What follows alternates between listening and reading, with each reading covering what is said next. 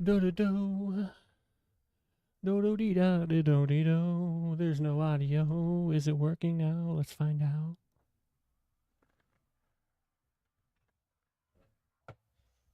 Where?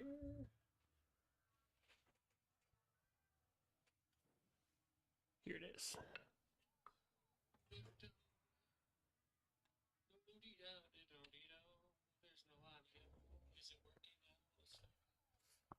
Okay, yeah, there's like a 30-second delay, which is, I mean, the usual. I wish it wasn't so freaking long, but it is what it is. Poppy's here now. I was doing something.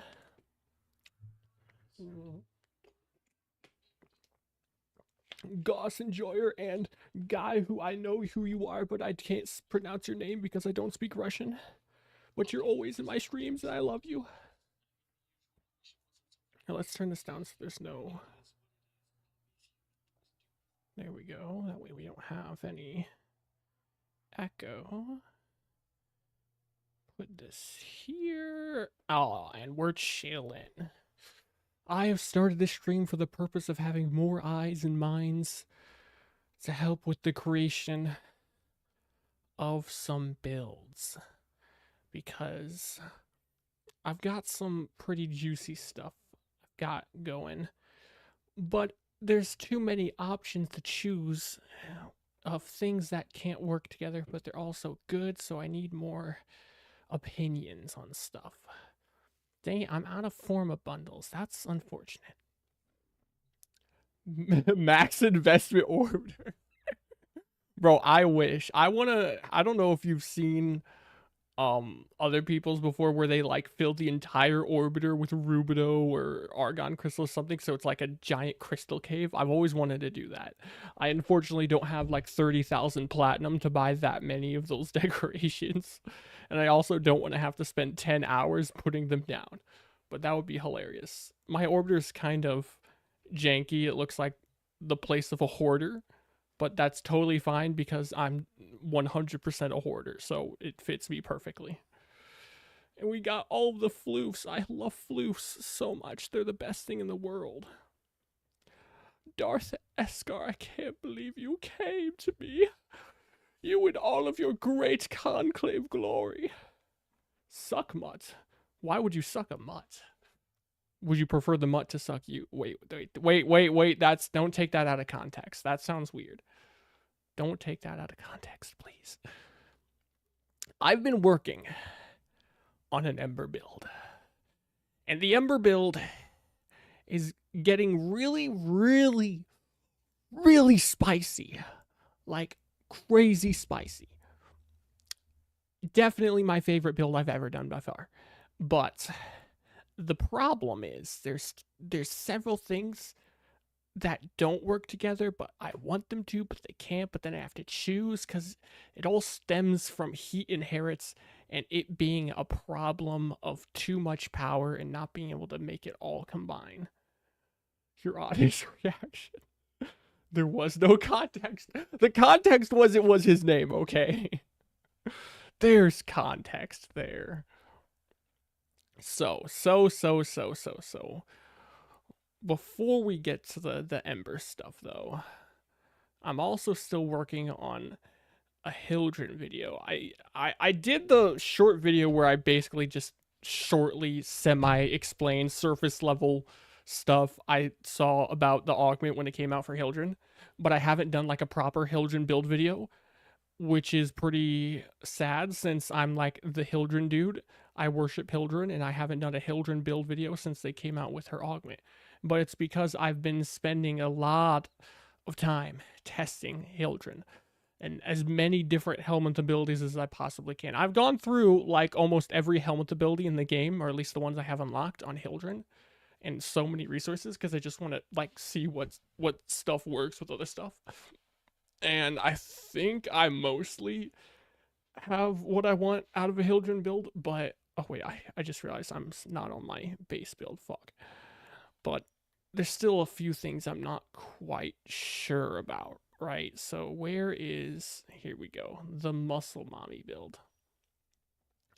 I have a second Hildren, because this is my normal Hildren that I play with, right? We've got 2 strength shards, because strength is always nice, and 2 strength shards is enough to hit the strength breakpoint on a lot of builds, right? With Umbral, Intensified, Transient Fortitude, and Blind Rage, it gets you to 328, which is a full strip with Corrosive Projection, but that doesn't really matter anymore. Not after a lot of the changes that have happened, but it's still nice extra strength. And I have double parkour velocity shards, so I'm not slow as hell, and a casting speed shard, so it all just feels really fluent. And I like the parkour velocity because it does help me move faster in her 4 Aegis skill, but it's also a little too much for how much distance you go in a single dash sometimes. And I want this to work like level cap stuff, because honestly, Balefire Surge is so, or not Balefire Surge, Aegis Scale is so crazy powerful that it doesn't take much effort to get it to kill anything with almost no amount of brain power used at all. So I don't think I need to make a build that's like just for general steel path. I mean, you just sort of slap a few damage mods on and you're good to go. I want to make this work at level cap because it'd be funny to actually make her 4 work at level cap. But damage, despite how high the damage is on the low end, right? The damage floor for Aegis Gale is really freaking high. Really, really high.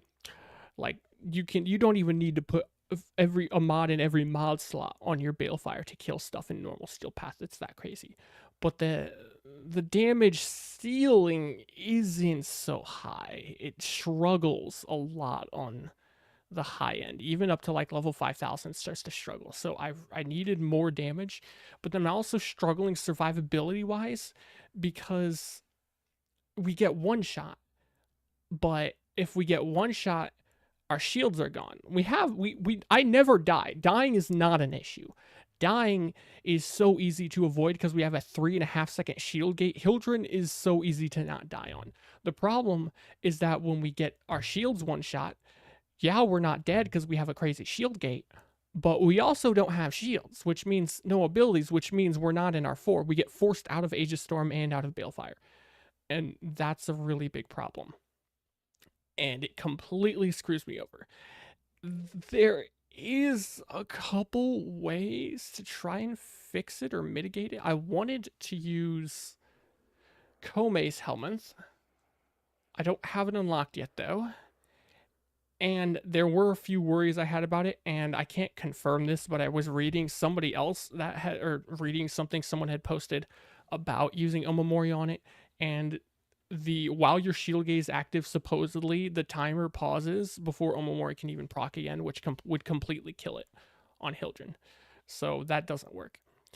And again, we're like lacking in damage, so we kind of need a damage helmet as well.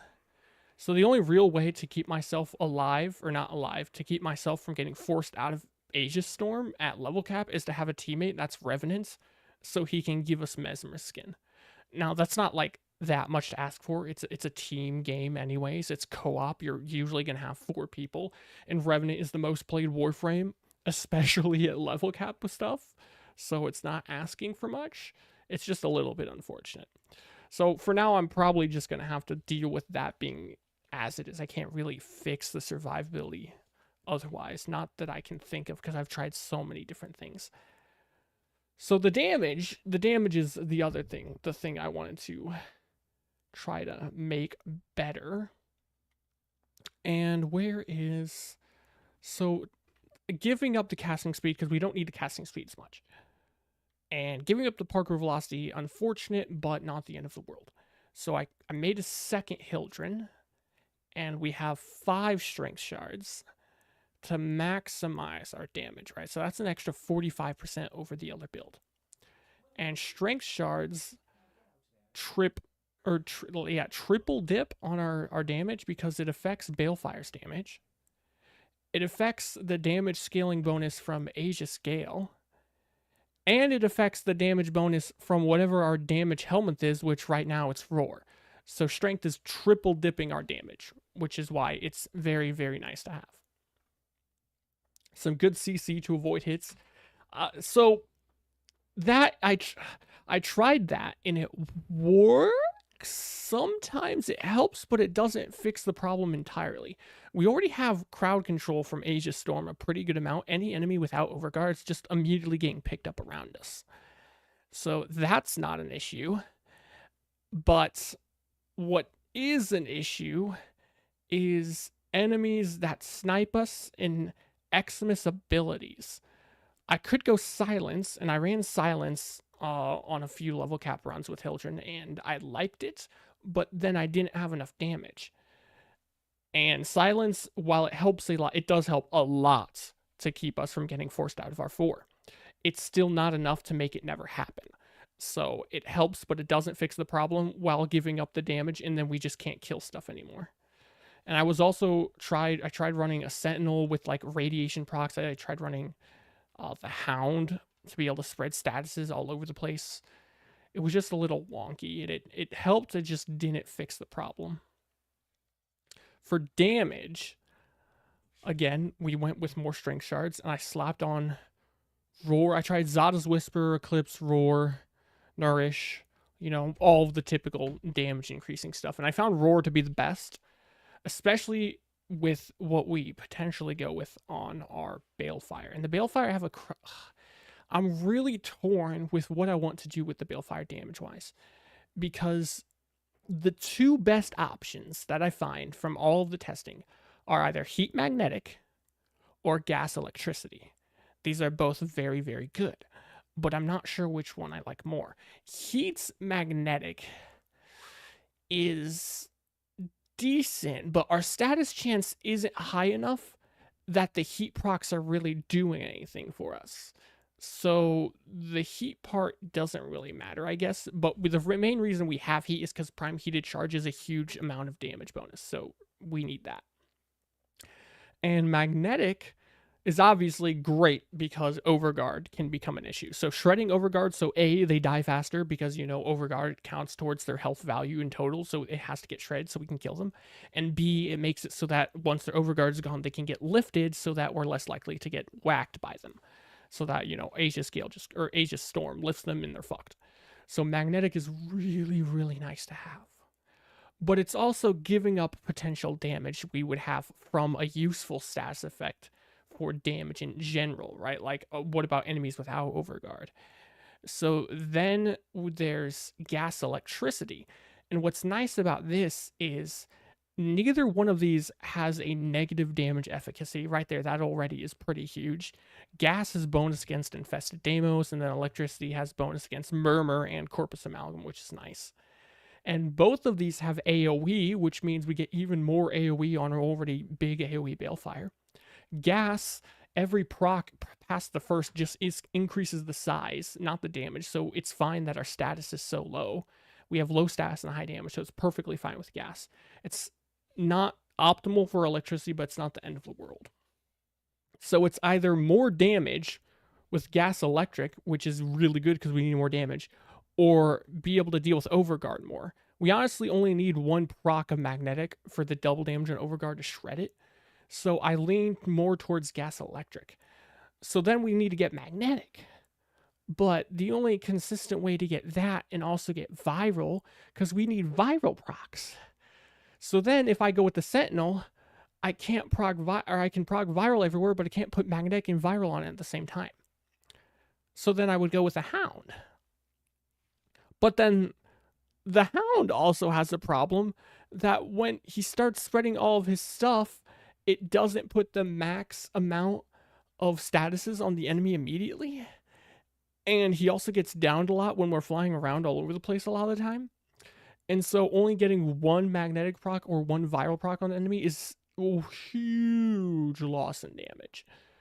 So I'm really, really torn about that. And the Hound helps with AoE status application, though, too, which is nice because Sentinels have the problem of they follow you around on your head, and that's not that bad. But you can't use Duplex Bond. Duplex Bond is like one of the best things in this game. It is so good having an extra 3 guys roaming around, taking aggro, and priming. but you can't proc this on Hildren. I tried so many different ways. I even tried using my operator to gain and lose stuff. I tried equilibrium for gaining or losing energy and stuff like that. It just, there's no way to get this to work on Hildren, which is a big problem. Panzer with mecha sets. Panzer cannot use the mecha set, sad face. The only things that can use the mecha sets are the dogs, right? Or at least I'm pretty sure.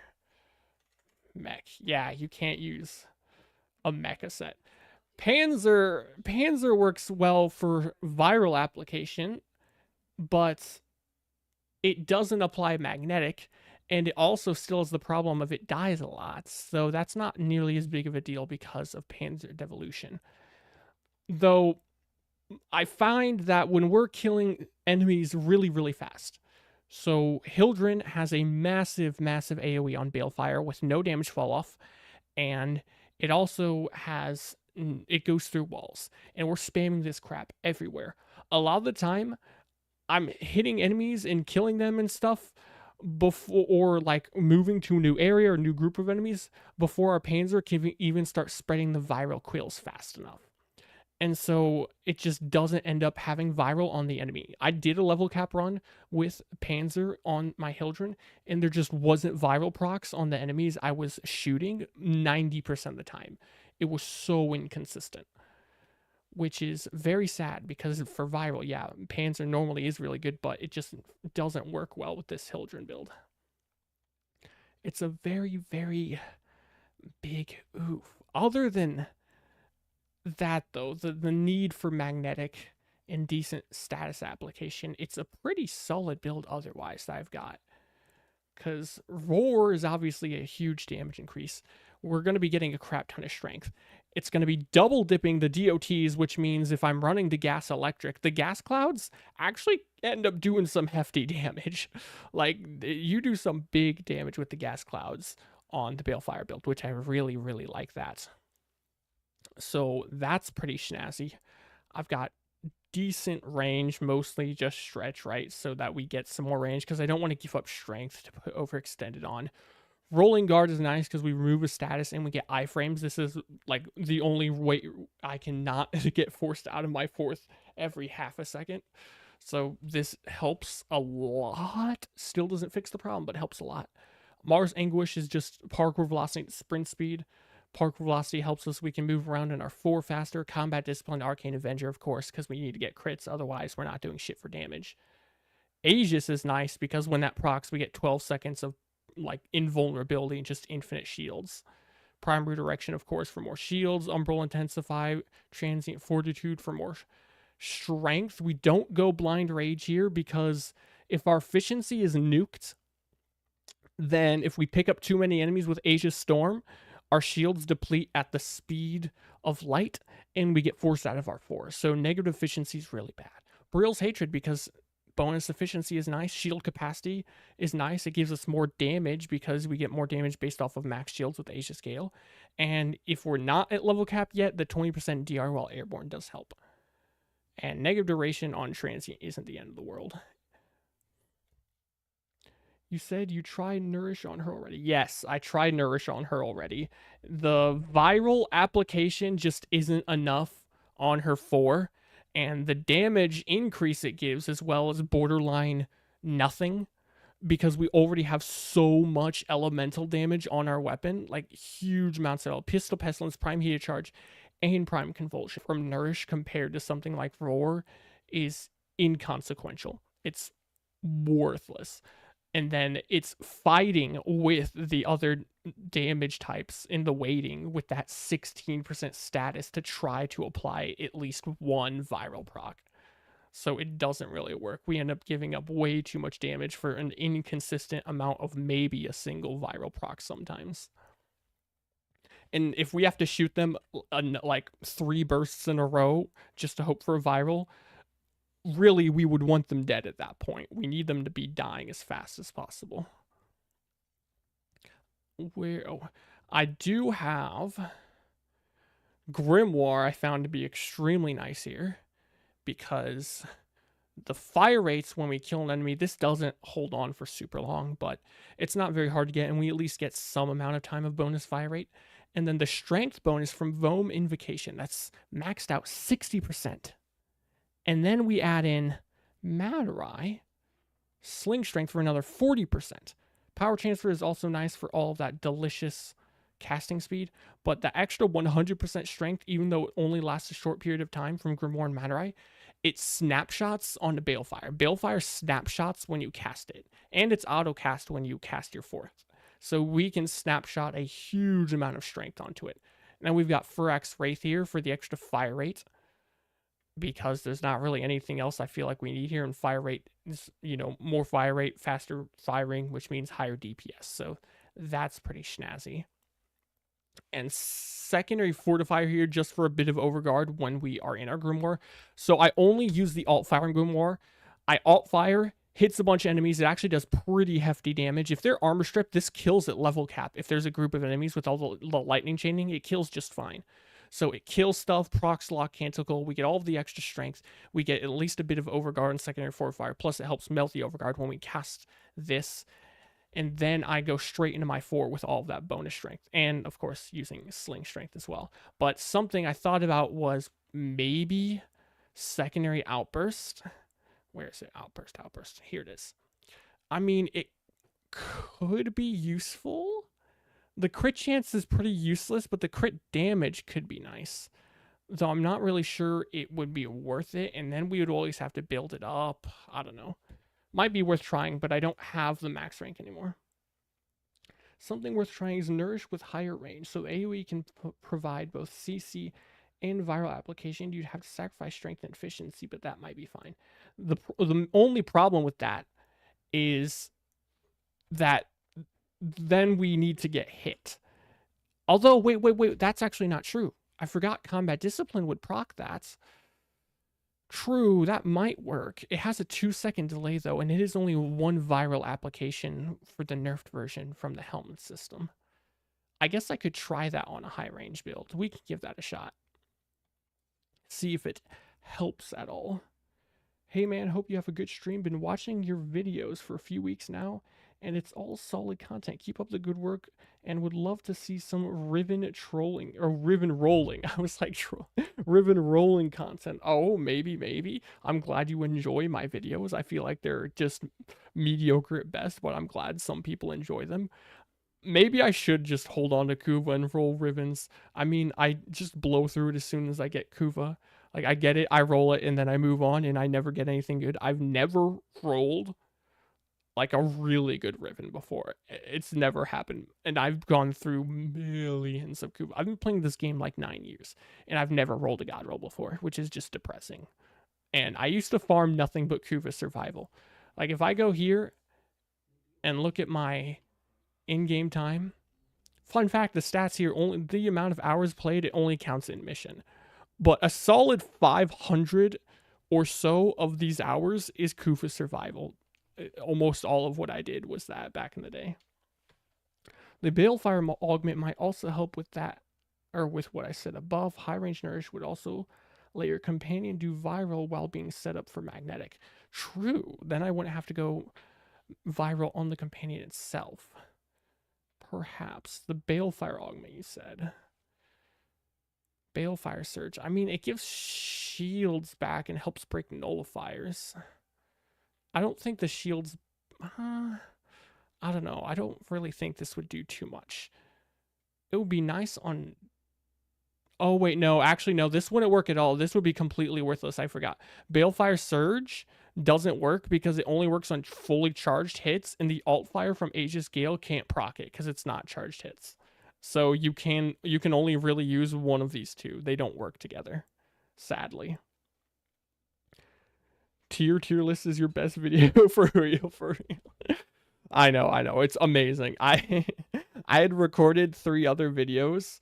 I already posted 2 of the 3 I'd recorded that day, but I recorded those, and then I was just randomly sitting there looking at OBS, and I was like, you know, it'd be funny.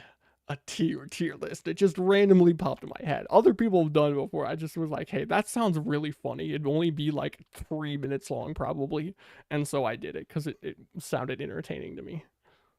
I have less hours than I expected. Yeah, I okay. I've got a pretty decent amount of hours in the game because, like I said, this in the stats page, the hours it shows only counts in mission. So I spend a lot of time just looking through stuff and doing math and like I guess theory crafting. I don't. This is just a personal nitpick, but I don't like the term theory crafting. I don't know what it is. It just sounds weird to me. But theory crafting, I guess, right? And looking through different possible builds in my orbiter, like stuff in the simulacrum. So I've got probably triple this, I'd say, in the game if you count the hours not in mission. Because I do look through a lot of stuff for builds all the time. You sounded a little high while making it. I was not high. That would be funny, though. I have never been high before. I've never been high, and I've only ever been drunk once. A big whoa. Varax Wraith. I saw somebody saying, or I saw a short video somebody did about how you could run other stuff instead of Varax Wraith, like Praetos or something for the movement speed in your 4. And that is nice for the low end, but I need higher DPS, so I think Varax Wraith is probably the best option. Melee-wise. Melee Crescendo plus Outburst. Would Outburst be worth the extra effort? That's the question. I mean, what is it? 220 crit damage, I want to say? Yeah, 20% crit combo. Yeah, 220% crit damage. And the crit bonus I have right now is only 110%. So it's literally double the current crit bonus. So because of diminishing values, it would basically double my damage, theoretically, except that's only half the time on crit. So it's actually, it would be like a 50% damage increase on average, I want to say, to have secondary outburst. That's actually a pretty decent damage increase. That's very nice, but it would take extra effort. I wonder, this would be really interesting. I wonder if the bonus from secondary outburst is snapshotable because Balefire snapshot stats. Like, does this also get snapshot? Because if it did, that would make it so much easier to keep up. I don't need it max rank, but we can get it to rank 3 and maybe try it out in the simulacrum and see if it snapshots, if it stays active, because that would be really nice. You're getting close to 8K in mission. God damn, bro. 8,000 hours? That's crazy. That's wild. Man really loves him some Warframe. Honestly, I'd probably be at that if I played this all the time instead of Destiny. Destiny 2, I've got like 7,400 hours in, I think. And that's just Destiny 2. That's not even Destiny 1. Just Destiny 2, I've got like 7,400 hours. And I don't even play the game anymore. I quit like half a year ago. Wait, why am I going here? This is the wrong way. We want to go here. We want to go here. Petition for a drunk and high Einswig tier list. I would do a tier list of other people's tier lists. Dude, that is genius. I'm doing that. I have to do that. Minus the drunk and high part. I can't. I do not drink. I used to drink. I don't drink anymore because I almost killed myself from drinking. I drank way too much. It wasn't on purpose. It was a total accident, but it was suboptimal. And I don't get high because I can't really get high. I've tried smoking weed before, twice, and it didn't do anything. And it's probably due to some of the like health issues I have. I have this thing called POTS and dysautonomia, which my mom has too. And she had the same thing when she was a teenager. Like when she was younger, she couldn't get high either. It did nothing. It was very weird.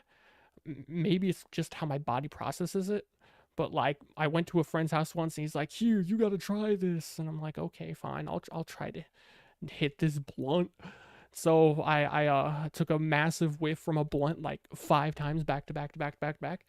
Absolutely nothing happened. It was very, very disappointing. I never got to experience the fun part. Only the inhaling smoke part. All right, now what were we doing? Oh yes. To make my life easier, we're gonna switch back here and not have a million variables to try to keep track of when I'm testing if this snapshots. So we'll go. Does it really matter? I don't think it matters which hill chain I'm on. We'll just go to this one, and then we'll go here. Yes, I like this. I always run this build because it's got like nothing that really affects other stuff, so it's good for just randomly testing. And just to be safe, we'll run Aegis Gale. Then I don't even need Grimoire specifically, just a secondary with Outburst on it. What is with all of these Embolist builds? What the hell? Bam. Outburst. And then we are going to use Furax because I want to see how fast and how easy it is to build combo. I mean, I think this is a pretty decent build for building combo, right? Like, get initial combo, combo duration, lots of range, attack speed, combo count chance, wait. This gives 15-second combo duration, so I really don't need drifting contact, right? Yeah, attack speed from that. Yeah, that's kind of pointless. Here, is there another mod that gives combo? We're not really proccing slash. So I don't think that's gonna do anything. Galvanized reflex on melee kill. We're not getting kills with our melee though, so the initial combo from that's pretty worthless. Combo count chance on lifted enemies. I don't think that's ever really gonna proc, but hey, we'll slap it on anyways. Why not? Why not? Caffeine used to not affect me until I started taking a medication that I was recently prescribed. Might be something similar with you. I have a sort of similar thing, caffeine related. Caffeine doesn't wake me up at all. It's weird. It either does nothing or it makes me pass out. Like, that stuff is more effective than melatonin. When I was younger, when I was like 18, so this was like several years ago, I would always go over to my friend's house and I'd spend like half the week there. We'd stay up 50 hours straight playing games. When I wanted to go to bed, I would down 2 monsters and then I would pass out. Like that it'd make me tired. It was very strange. Or like my family's always like, don't drink caffeine before you go to bed, from like hot chocolate or tea or something, and I always do, and I just go to sleep. It never stops me from sleeping. Very, very odd. Strange that a medication would actually, I guess, no, that's not strange. They do put a lot of weird stuff in medication, which is why it does stuff. I mean, I guess that's why it works, that it needs to have the weird stuff to work. So let me think. Fuck. I just realized this is going to be really annoying to test because my crit chance is 5% and I can't keep Avenger up without killing in combat discipline because it's... Okay, wait. I have an idea. I can fix that. It won't be ideal, but if I just run crit chance, it's not worth it damage normally wise, but 15% is usable, that we should get some shots that are going to be working. What am I looking for right now? Fire rates. Gunslinger. And I think that's all we need. Yes? Alright, let's spawn these suckers in. Simulate. 367. Pretty consistently on all of these guys. Okay. Now let's whack the crap out of them.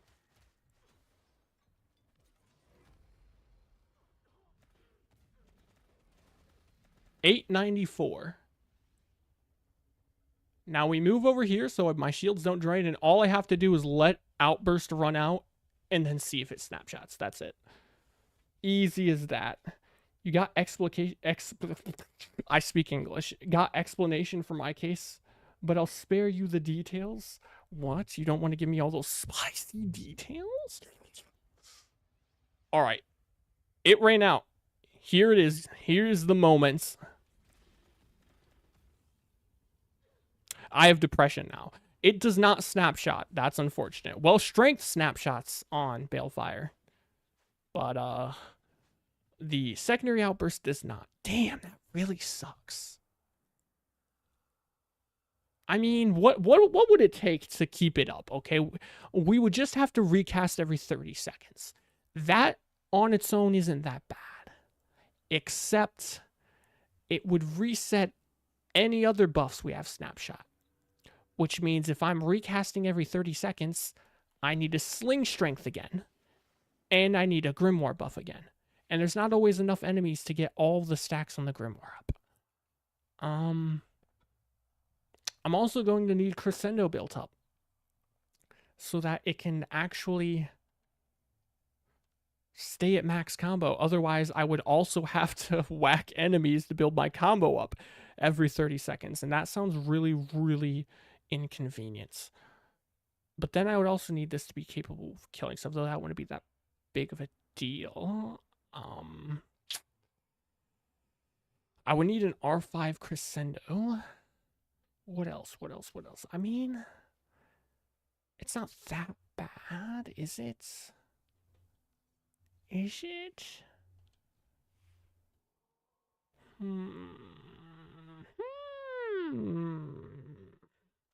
Let's put Prime Target Cracker on real quick just so I can... I spitballed 50% damage increase, which should be relatively close to what it is, but...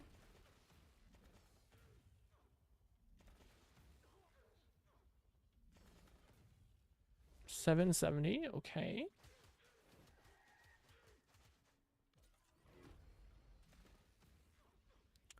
$12.98. Oh yeah, duh, that is right. Yeah, that's about double the damage. Close to about double the damage, right? Yeah, that should be double. 770, 1340, just under double the damage. I was like, why is it double if it was 50% better? I was like, I just realized it's because I'm only critting half the time. So yeah, roughly 45-50% DPS increase on average. Okay. That's a lot of hoops to jump through for slightly higher damage, though. Or not slight. I mean, it's a good damage increase. I don't know if it's worth it, though. I guess I would just have to, like, test it in mission and see how it feels to deal with. But that would require an R5 Crescendo. And I don't have an R5 Crescendo. Though, Mr. Pancake I think it was... Wait, was it Pancake? And not Mr. Pancake. Why did I say that?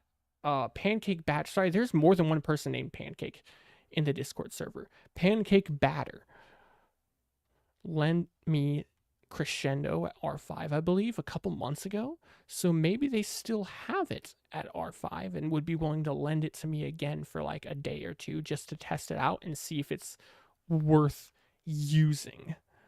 And then I could just like go into mission and see how inconvenient it is to build up Crescendo and then snapshot all of my buffs every 30 seconds. I think that's, yeah, I'll just probably have to end up doing that just to see how it feels to do that. Other than that, high range Nourish. Let's go try that. I'm going to have to put Nourish back on because I took it off. Or did I? Wait, it actually might still be on. Wait. It might be on the other Hildren. Let's double check so I don't waste resources. Because it might actually still be on. We've got... Molts. Knots. Nourish. Fuck. No Nourish on this one. And... Roar. Eclipse. Zada's Whisper. Airburst. Defy. Elemental Ward. God damn it. No Nourish on any of these ones. We're going to go with it over Airburst because I don't like Airburst on Hildren, to be totally honest. Config D ability 3. That is what we want. Where? Here you are. Confirm. Configuration D. What? I thought, I'm just schizo. I thought you had to hit confirm or over, or not confirm, but like type override or confirm. I guess not. I'm just confusing that with something else, I guess. Yo, hello, why? You demand Corinth Prime? Listen, if you sauce me a Corinth Prime, I'll do it. I don't even have it. Let's see. Do I have relics for it? Because Corinth is actually fun as hell. Because I used to use normal Corinth, or I didn't use it like excessively, but I actually did build normal Corinth, like with form and stuff, years and years ago. And I have used Corinth Prime on my friend's account. I've mentioned playing on my friend's account a couple times in videos, and one time I had somebody that was all like angsty saying account sharing's not allowed. We're not like we're not like sharing or doing weird stuff. It's just kind of like, oh, I don't have it, so I play on my friend's account sometimes. All right, I do have quite a few relics. I have plenty of the stock pieces. 6 for a bronze. That should be enough. Yeah, we got plenty for the blueprints. 17, plenty for the barrel. And where, oh, where? Receiver 4. 2. We might be able to get the receiver if we're lucky. I don't have reactant right now, but that's not that hard to build up. I think it'd be possible. And then there's also how much it might cost. Let's see, say willing to buy Corinth. Yeah, I did spell that right. Prime. Just see what people say. Howdy, Ditless, Daddy Ditless, Diddly Widdly, Diddly Diddler. You can't say the Diddly Diddler anymore because now it actually means the Diddly Diddler because P. Diddy diddled the diddles. What's your offer on Corinth? I'm not actually buying it. I'm sorry, FCG CERN. I'm just trying to figure out a ballpark of prices. So we're going to close this because I need someone else to tell me a price because I'm too lazy to get on Warframe.market. Right. I don't know. You know what? Fine. I don't know what's going to happen to the stream. I guess we're going to see here in a second. It might freeze for a second. Or not like freeze the stream itself, but like my screen while I check Warframe.market. Corinth Prime. We've got 100 plat. What? Bro, what? 100 plat and then 39 40 40 40 40 40 40 40 40 40 40 40 40 40 41 41 42 42 42. It looks like it's only worth 40 plat. That's pretty damn cheap. That's actually really freaking cheap.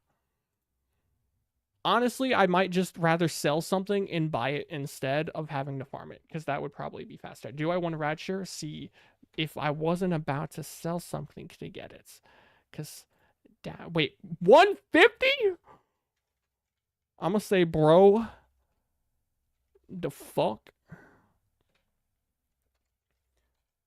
It's 40 on Warframe.market. User is ignoring you. Of course he is. People do get sad when they can't scam you. That's crazy. Bro said 150. That's nearly 4 times the going price. Holy hell. What can Poppy sell? Willing to buy friends, that guy said. If only. Rivens. I don't think I even have a Riven worth selling right now. Not that anyone would buy. I've tried selling this Gorgon Riven for like 9 years now. I mean, I use it a lot, so it's not like I'm wasting it. I love that Riven, but I also love Plat. No one's gonna buy a Comrex Riven. I need my Paris Riven. I need my Oma Riven. No one's buying a shitty Quanta Riven. Yeah, I have nothing of value. Other than this Scourge Riven's pretty juicy, but no one will buy it. I've tried selling it. I've tried selling it as low as like 400 plat. Nobody will even give me an offer on it. Very sad. I guess it's because it don't got a negative. Bro came from trade chat. This is true. This is true. Trade chat is filled with people that love selling stuff for significantly more than it's worth, and then get mad at you when you won't sell something for that to them for a tenth of how much it's usually worth. It is filled with some toxic motherfuckers. I need Endo. I need Kuva. What was the Riven I was just rolling the other day? Crap. I got a Riven that I was like, wow, that's snazzy that I was going to roll. Sobek, crit chance, punch through fire. I think Zero gave me this Riven, the Sobek Riven. Shit, what was the Riven I was rolling that I was like, I need more Kuva to roll it? Quasis, Paracesis, Miter, Rocker, Fuseli, Gunson, Scythe, Cynex, Cobra, Ballistica, Serac. I don't even remember now. Crap. Maybe I got rid of it. There's a good chance whatever I was rolling the other day I turned into Endo out of anger and spite. That happens a lot. More often than what should probably happen. Sporothrix. I have two Spothrothro. Twin Gremlins. Oh, that's what I was rolling. It was Twin Gremlins. Yes, because I love those. Even though they're not very good, they're very fun. Yeah, and I got heat/reload negative zoom, which is kind of dog shits. Damn. Unfortunate. Recently invented. Oh, unveiled. Bro invented the dual Toxicist Riven. That's crazy. You must be super, super powerful. Extremely built different. All right, we'll come back to the Corinth thing. Now that we've got a sufficient amount of big brains here, we're gonna move on from the talking of the Hildren and get to the real meat and potatoes of why I started the stream, so I could have more big brains here about the Ember build, because I've been working on Ember, and we've got a lot of spicy things. I need a drink first, though.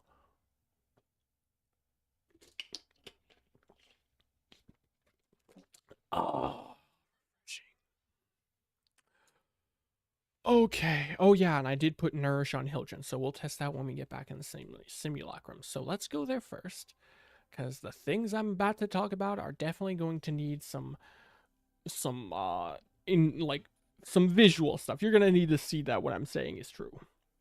You have to tell me, but the build Centralize and Jade's fourth ability actually worked in level cap, but it needs secondary outburst and the Furex with its amalgam mod. Oh, you got a Jade build on the fourth working in level cap? That sounds pretty schmexy. I haven't really touched Jade a lot. I started building her when she first came out. I had so many people, like a ton of comments, begging me to make a Jade video, and I was gonna get around to it because I had gotten her and crafted her, but then I fed her immediately because I wanted her helmet, and then it took me forever to get her again. And then I did, and I formed her a few times, and I don't know, she just doesn't really interest me that much. I mean, on paper, her abilities are really cool and they're really interesting, but in practice, I don't like how they feel. Like this, I don't know, this, it's hard to describe just how it feels when you cast her abilities. I don't like how it feels. I don't like the weird feel of the primary fire on her 4, the alt fire needing you to spam your 1 out all over the place, and most importantly is she's really ugly because she's pregnant. So that like completely killed Jade for me. I'm probably not going to do anything about Jade, any videos on Jade, until she gets a skin that makes her not look horrendous. So that's a sad face. It's a sad face. Oh, Matt had a nap. What you been doing? We've been talking about stuff and stuffing about talk.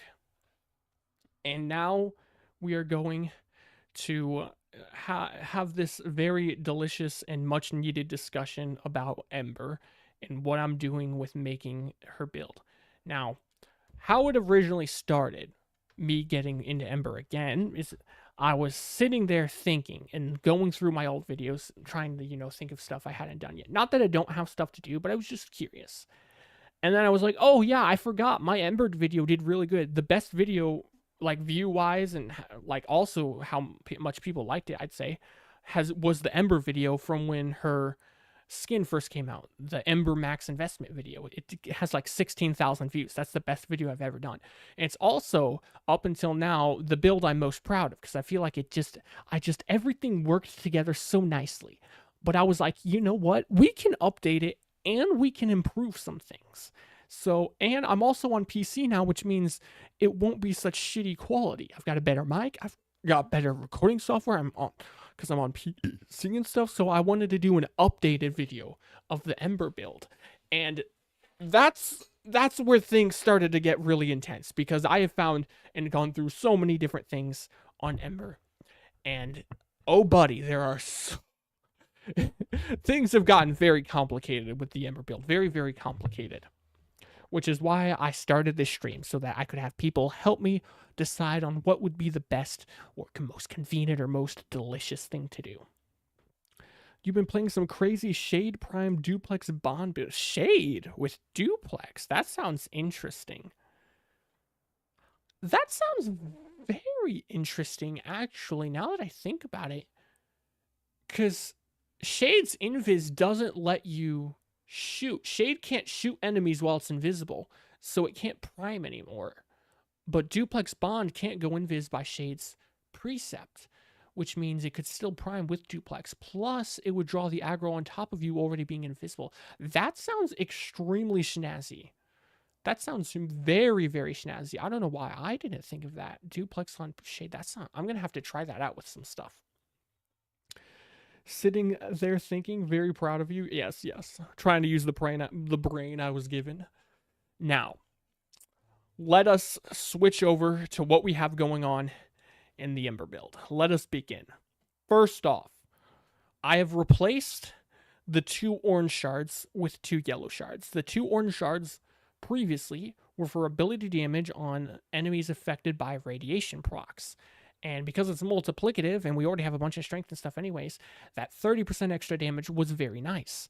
And it was easy to get because we were having our Nautilus flying around and hitting enemies with this build right here, Viral Radiation. So everything was already had rad on it anyways, might as well get bonus damage on it. We've replaced that because I am not going to be running Radiation on the Companion anymore. And I also really like Parkour Velocity. Having 2 Parkour Velocity shards makes Ember feel so much better to play, because she's pretty slow as far as frames go, but she has a very active playstyle where you're moving around a lot. So being able to move faster just makes her feel a lot better to play. So that's very snazzy. Other than that, some other things that have been updated are Epitaph is now Epitaph Prime, because the Prime version wasn't out yet. That's nice because it means we get a bigger explosion radius, 10 meters at base compared to the normal Epitaph's 8 meters. So that's nice. Nautilus Prime also wasn't out yet, so now we have, the Prime version. That's an upgrade. Other things on top of that, build-wise, I have not changed anything in the build. All the same mods, same helmet of Roar, because Roar is basically a must-have. But the melee, previously, for melees, I had brought forth 2 options in the video. Telos Boltor, or Boltus, because it gives Parkour Velocity, which is nice, again, more movement speed, and also because it has its little unique trait to suck enemies in. And when enemies are grouped up, then you get quadratic scaling from all the flame rings around enemies affected by R4, which means big damage. But we do already have grouping with Nautilus, so it's not needed, but it is nice to have. And the other option, the one I ran in the video, was Harmony, because Harmony can use its heavy attack to detonate status procs. So if you have a bunch of big heat procs on the enemy, you can detonate all of them immediately with Harmony for big, big damage. Both of those are now inferior options because we have gotten another new thing to make this build better, and that is the hate augments. Burning Hate. When hate damages enemies inflicted with heat status, they become vulnerable to 120% more status damage. This is a debuff that is permanent, It is a debuff on the enemy, so it's a separate value than the status damage provided by Elementalist. Not that that matters because we're using our Ember, not a melee or a gun, but it's a separate value in that, and it's multiplicative with everything else in the game, which is really nice. And you don't have to deal heat damage on the hate. You have to damage an enemy affected by heat, not deal heat damage with the weapon. I should try the Sentinel weapon Tazikor, or the weapons, Tazikor, Moltron, Cryotra. They got 100% reworked. Actually, I've already been testing those out the past couple weeks. I'll get to that in a minute. I've been testing that a lot. Yeah, hate Incarna with Burn Hate. Yes, you know where I'm going. Now, this does have a few caveats.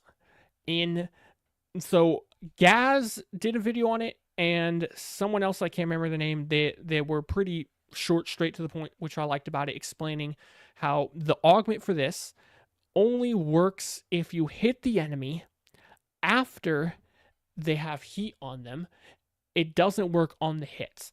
But that doesn't really matter in our case, because that mostly only matters if you're using heat on a melee as is with like a heavy attack build, right? So like if you hit an enemy, the hit that applies the debuff does not benefit from the bonus damage of the debuff. So if I put heat on an enemy and I heavy attack them, it's not going to benefit that heavy attack. The second heavy attack it will, but not the first one. Totally irrelevant because we're using this to buff Ember. So we don't give a crap about that. On top of that, this needs to damage an enemy affected by heat to give us the bonus damage, the bonus status damage debuff on them. And again, it's permanent, but we need to hit them. However, melee influence damaging the enemy counts as the weapon or the hate's damage. So if we damage an enemy that has heat by hitting them, a different enemy and melee influence hits them, we get the bonus damage. And on top of that, gas clouds still count from hate, still count as damage from hate. So if we have gas and that's everywhere, and then we hit an enemy with heat, we don't even hit an enemy with our hate itself again. If they walk into the gas cloud and get damaged by it, it's going to apply the debuff as well. So I found gas electric melee influence to be by far the best way to use this, to just prime everything everywhere with the debuff. Very, very nice, because this is going to more than double our damage, which is extremely delicious. You have a blast build on hate. That's what I had before this. I got rid of my blast build entirely. I should have just done it over a different build. Wait, is one? No, these are not in blast anymore. This was my blast build, but I got rid of it so I could put this gas electric on for my Ember. So because of the hate, we're able to use this to pretty much on all enemies, because how crazy the AoE of, electric gas melee influences. All of the enemies are going to be taking more than double the status damage. We have bigger explosions because of Epitaph. We have a more delicious stat-wise Sentinel because of Nautilus.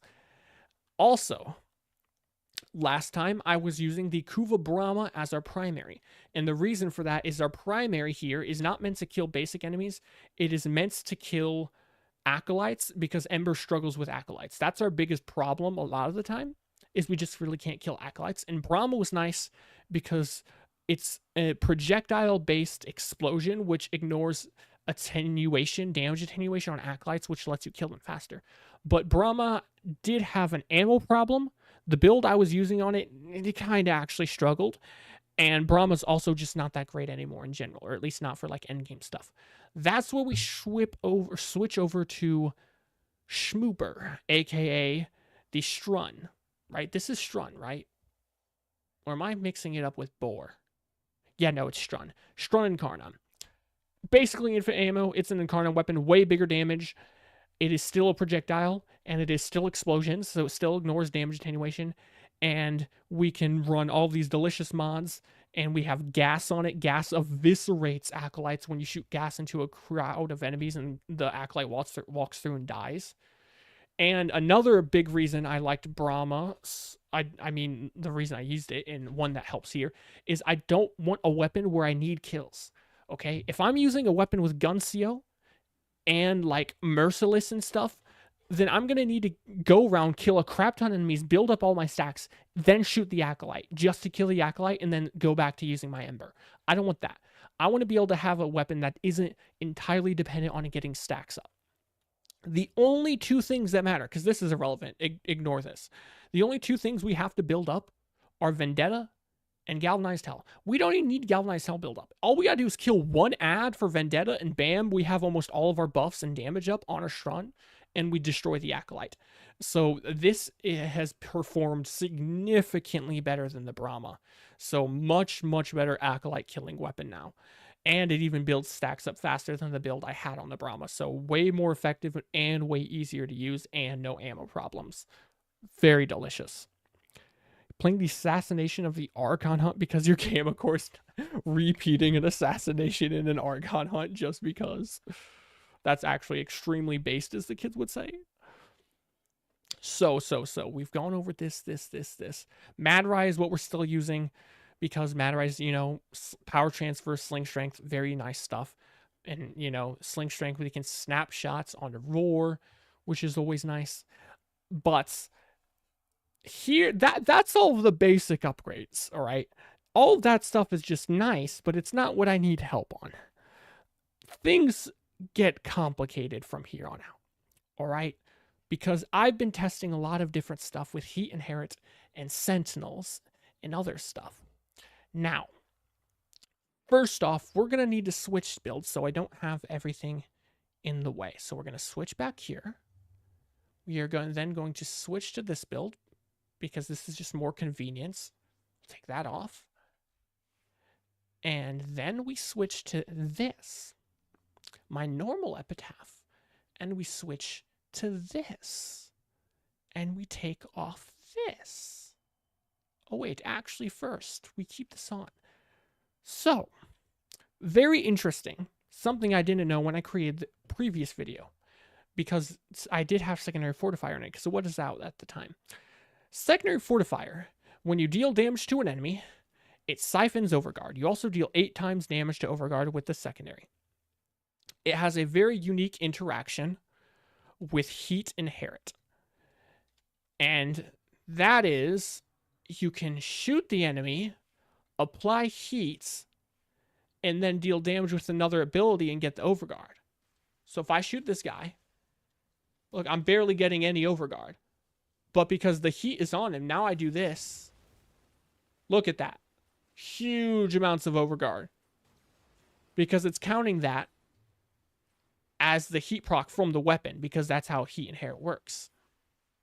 That is cool, okay, but it doesn't really matter that much, because Overguard gets one shot on the high end regardless, and whether you have, correct me if I'm wrong, I think I might be wrong, but I'm pretty sure that your Overguard gate is the same whether you have 15k or 1, your Overguard's always 0.5 seconds, though I might be wrong about that. But if that is the case, then it doesn't matter about getting more Overguard. And I've seen 2 videos talking about this. Very cool, very not well known. Way more important than that, though, okay? Infinitely more important than that. I've seen nobody talking about this. I searched it up. I tried finding people on Discord, Reddit, YouTube. I couldn't find anybody mentioning this. Even the videos about getting extra Overguard with using it this way, okay? And what I'm about to show you is extremely snazzy. So let's take off secondary fortifier. We do still have heated charge because we need heat on the weapon to actually freaking work. It also would be easier to get procs if we put Scorch on, okay? So Heat Inherit is, of course, going to be working here.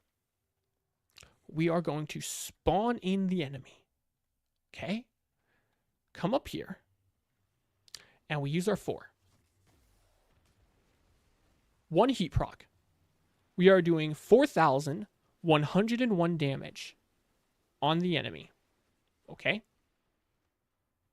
Before the other heat procs apply. Now we reset the enemy. We shoot him. And now we hit him with our 4. We are now doing 11,067. That's makes sense, right? That makes sense. Heat Inherit works like that. So why wouldn't we be doing more damage? Well, see, Heat Inherit only works with heat damage increases and with what are they called? Bane mods, right? Bane mods and heat's modded value are the only two things that work with heat inherits. So bonus progenitor damage, like if you have a Kuva weapon, like or a tenant weapon, where is it? Kuva Algris, the 60% extra heat from the progenitor, this will not affect heat inherit. Bonus damage does not affect heat inherit, right? Like normal damage. Multi-shot doesn't affect it. The only two things that affect it are modded heat and Bane mods. I don't have a Bane mod leveled up.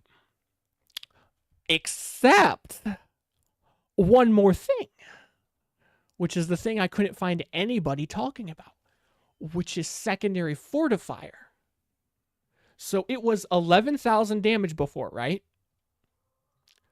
4,000 something without the heat inherit, 11,000 with just the heat inherit, and now we add in secondary fortifier. We shoot this guy. No heat proc. There we go. One heat proc. Hit him with our 4. 88,000. Secondary fortifier's 8 times damage increase that's applied to Overguard. That Overguard damage bonus works on heat inherit, which is insane. I can't believe nobody's said anything about this yet. I've seen nobody talk about this. This is huge, because one of the biggest problems for heats or heat ability builds, right, on Ember and Protea, in my experience, the biggest problem has always been Overguard. Overguard is a pain in the ass to try to shred. It's a problem. It's a really, really big problem. But being able to deal humongous badungus damage to Overguard with secondary fortifier as part of heat inherit is crazy. That's crazy. It's huge. It just means there's no longer a problem with Overguard. That's spicy. Very, very spicy. And that is the first thing. The first very complicated and fancy thing to do with the heat inherit stuff. But there's also more complicated stuff that's not in related to this specifically, but also is, but also isn't. All right, so now, wait, I could have just left that on for now, actually. Yeah, we'll leave this on for now. And then we'll switch gears to the next thing, which is our companion. So, when I did my video, wait a second, I did a video a couple weeks ago, or a month, I think it was a month ago, something like that. I did a video about Wisp and a Soulgate build, because it's really funny. And Soulgate does a lot of its damage through heat damage, so of course you know you would want to make use of like heat inherit and stuff like that. And something that was a problem with it was you can't really use heat inherit on it realistically, because the ability keeps you in your 4, right? And so to go out of my 4 and then epitaph, cast my 4, repeats, that was extremely inconvenient. But then I had an idea. Well, what if I just used heat inherit on a companion? Does that work? Does heat inherit actually work on a companion? And the answer is yes. You can use heat inherit on your companion. So if you slap on a sentinel, then you obviously, have them attack using, where is it? Any of these assault mode, right? If they can attack, they gotta, actually hit the enemy. Then your companion weapon, you can put a bunch of heat mods on it. And in the case of Hellstrom, because you could go with a pistol companion weapon, where is it? Burst laser, I think it is. Yes, you could go with something like burst laser, but this is not going to hit enough enemies to actually work. So it's not worth it to do just to get a bigger heat value. So it's not the end of the world. That and primary weapons do have access to wildfire. So we use wildfire for 60% heat, thermite rounds for 60% heat, and hellfire for 90% heat, which is pretty good. What is that, like 210%? Yeah, 210% extra heat, which is only a little bit, yes, less than the 225% I think it is, right? 225% you get on secondaries when you run the primed heated mod with the 60-60. So we're only getting slightly less damage. And now our companion can run around priming everything. And because the heat mods are on the companion, that means if we use duplex bond, Duplex Bond's little guys 3 more, so we have 4 Sentinels shooting everything, priming them with AoE from Hellstrom. Then we have Heat Inherits for bonus damage all over the place. And this is how I was able to make it so we could consistently do good damage with Soulgate on Wisp. Well, I was thinking when I got back to Ember, wait, why don't I do that with Ember? Because then I don't have to shoot stuff anymore to get Heat Inherits. And one of the problems with shooting stuff on Heat Inherits is that on Ember, you're forced into a position where you either build for maximum damage and try to go Heat Inherits and ignore range, or flip it around and go more range. Because if I'm shooting the enemy, right, I go bam, bam, bam, I shoot the guys in front of me, and I cast, wait, I need energy. Then I cast my 3, I cast my 4. Well, I hit those guys back there, right? You see the problem? We just applied heat to those enemies, and we don't want to do that because now they have heat on them, and that means those enemies are not going to be able to have heat inherit applied to them. Because if I apply a heat proc after I already applied the heat proc from my ability, I'm screwed. It's not going to apply the bonus damage. So having a companion spread it when they're all over the place and farther than I am usually is going to be really nice for getting actual consistent increased damage with heat inherit.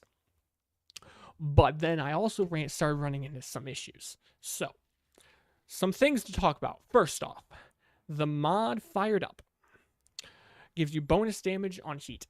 It does not consistently stay up because it takes 5 seconds, or it only has a 5-second duration before it runs out. And because it is a mod that goes on your Sentinel, it is not applied to the little companions for Duplex Bond. So even though it would be 100% more heat for Heat Inherit, it is not worth it. It is an absolute waste. It will almost never actually apply. So don't run Fired Up. Absolute due to water. Other than that, another thing to talk about is Contagious Bond.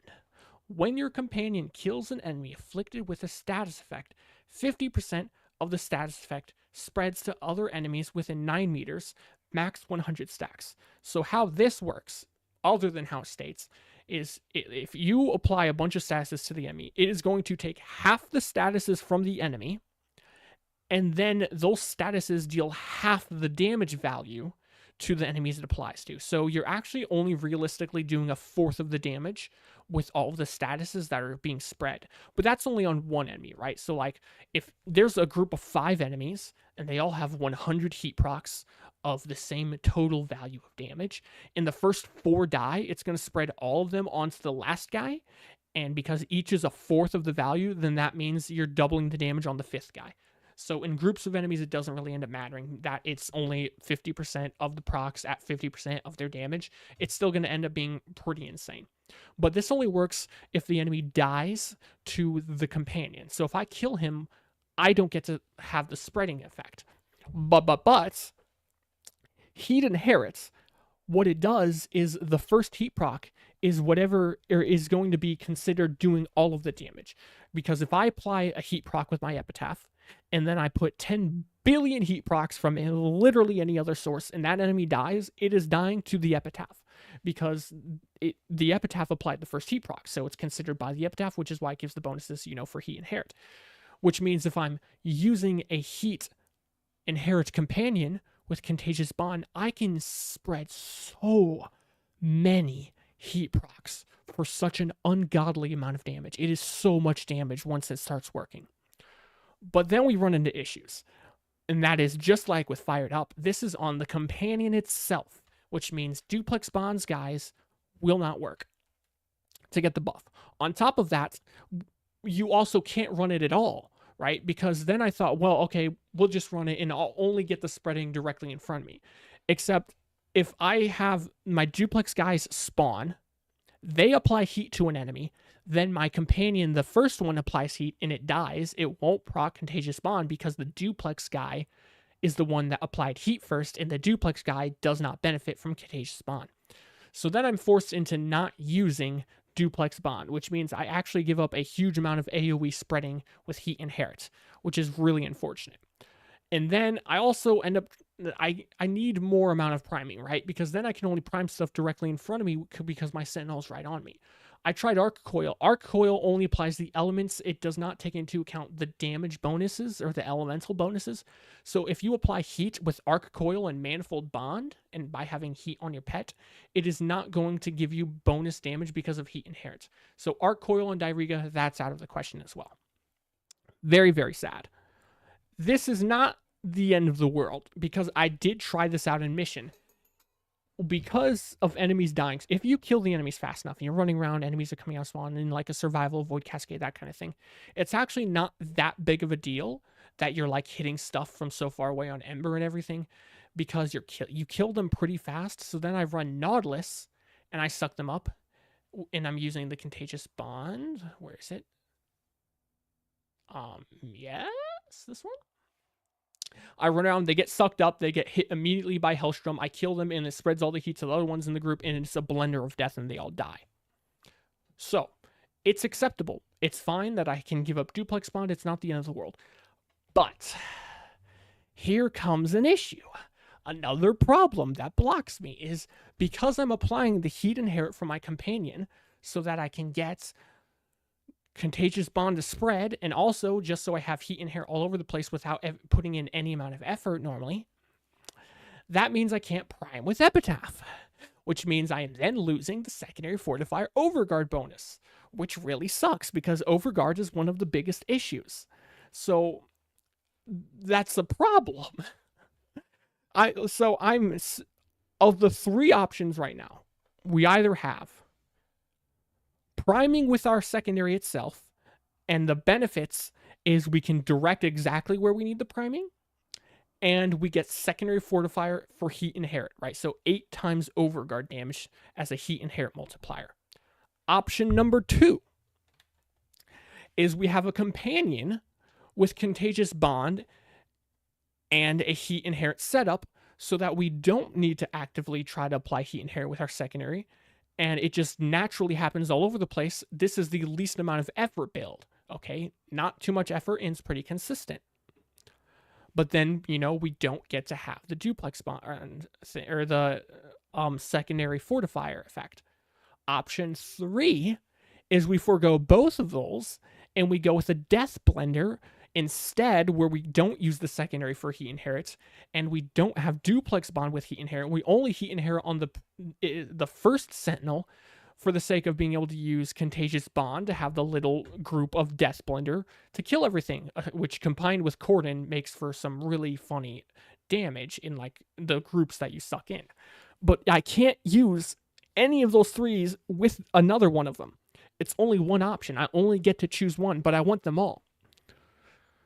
It's really rough. This right here is the main reason I haven't made the Ember video yet, because I've been talking about it for the past week in the Discord, but I just can't make myself choose a route to go, because I've tried all of them in mission and they all work really, really nicely. They're like, all three of them are so fucking good. The effectiveness is off the charts, but I can't choose them all. And I mean, I guess that works for balancing purposes. Like, if you could have all three of these things at the same time, everything is applied by heat inherits, everything gets the Overguard multiplier on them, and all of them are spreading statuses around from Contagious Bond, that would break the game. So, I mean, it makes sense that it doesn't all work together. But it's still really unfortunate. I'm just really not sure what to do, what to go with. So I just haven't made a video yet. I just keep playing and testing stuff out, and I'm just not sure. So this is where you guys come in, okay? This is why this right here, it's taken me over an hour to get here.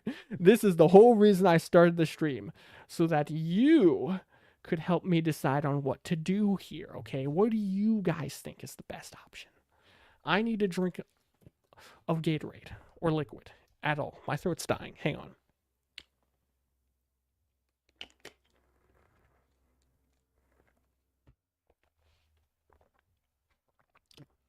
Liquid Edge. Oh, sweet, sweet Liquid Edge. I'd say the secondary primer one is the best, because why else would you run the Epitaph if you're not going to use it? This is true.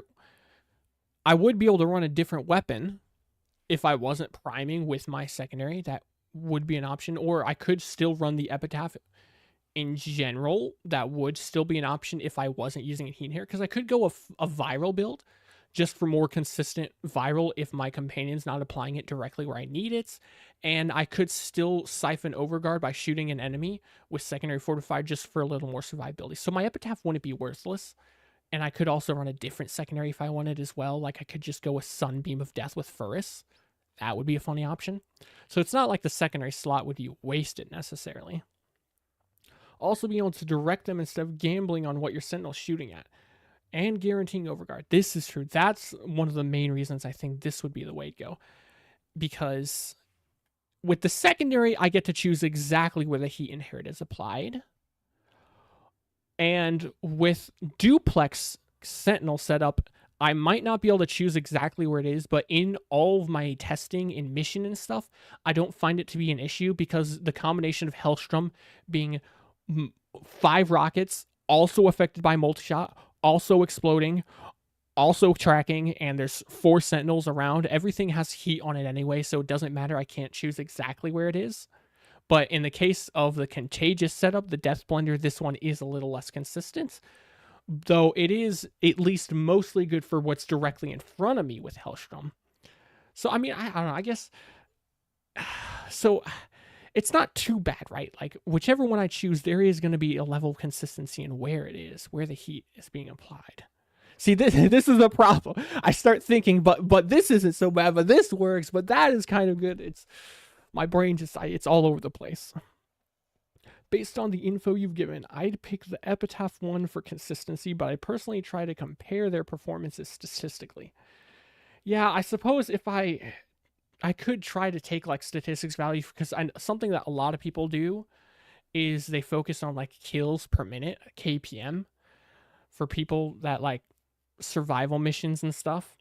I've never really personally cared about KPM because I feel like it's such a vague indication as to a build's viability, because KPM doesn't really apply well once you start getting into higher levels where there's more inconsistency in the types of enemies you face, like because of Eximus, different kinds of Eximus units, how many Eximus units spawn, and that sort of thing. And then you also end up having survivability. Like if you have super high, there are a ton of builds. People do, like there will be people that do a build video. They're like, oh, this has 150 KPM. Then they show them with 150 KPM, but they're only 10 minutes into survival. Well, what if I'm 2 hours into a survival and I have no survivability? Because a lot of the builds like that have no survivability. If you're down, like even getting down to just once your KPM, you just freaking plummeted that number and it's worthless. There's no point in having high KPM quotation marks if you can't play it with comfort and not having to worry about dying all the time. So I don't really like KPM as a metric, but there isn't really a lot of other ways to measure, like statistically, which one of them is better. I think really at the end of the day, it just ends up on being what people want the most. I mean, the most consistent for exactly what you want would be Epitaph. The least amount of effort for the highest amount of damage for how little effort you put in would be Duplex. The highest damage potential, but with the least amount of AoE while being in between in efforts of the middle. Well, actually, it might be more efforts than Epitaph because you have to worry about your placement in Cordon's cooldowns. You have to keep track of that. So the one that takes the most amount of effort and has the least amount of range, but the highest damage potential would be Contagious. So it's kind of like, what do I value more? Contagious, consistency, damage potential, or how much effort has to be put in. You can run the viral cat instead of Nautilus too if you don't necessarily need grouping.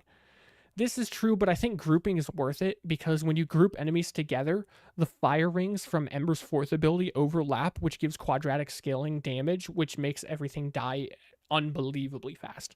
So grouping is like, if there's 10 enemies and I group them all together, all 10 of those enemies' rings are hitting each other, giving me way more damage. So I do think it's worth keeping Nautilus. And Nautilus also means I can, because it's a Sentinel, I can have Guardian, which Guardian gives a lot of extra survivability.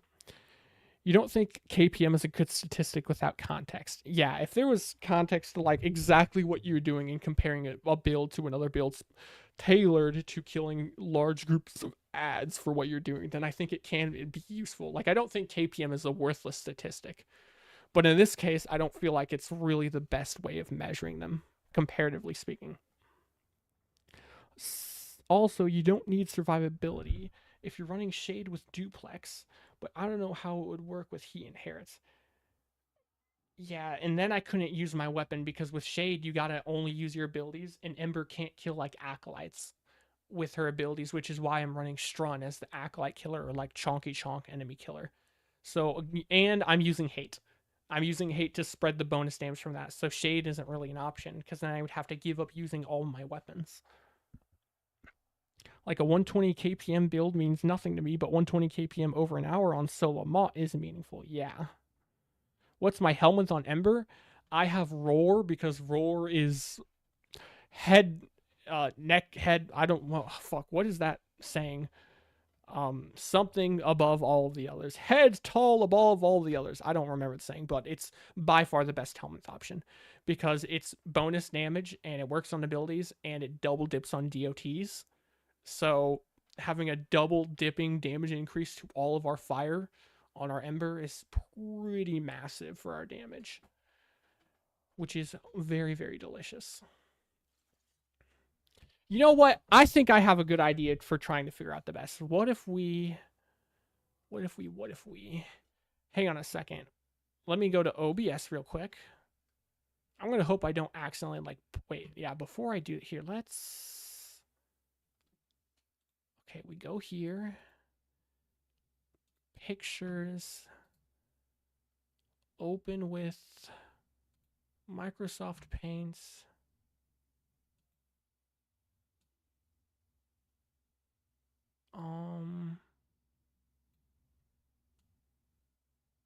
Zoom in. And then we switch game capture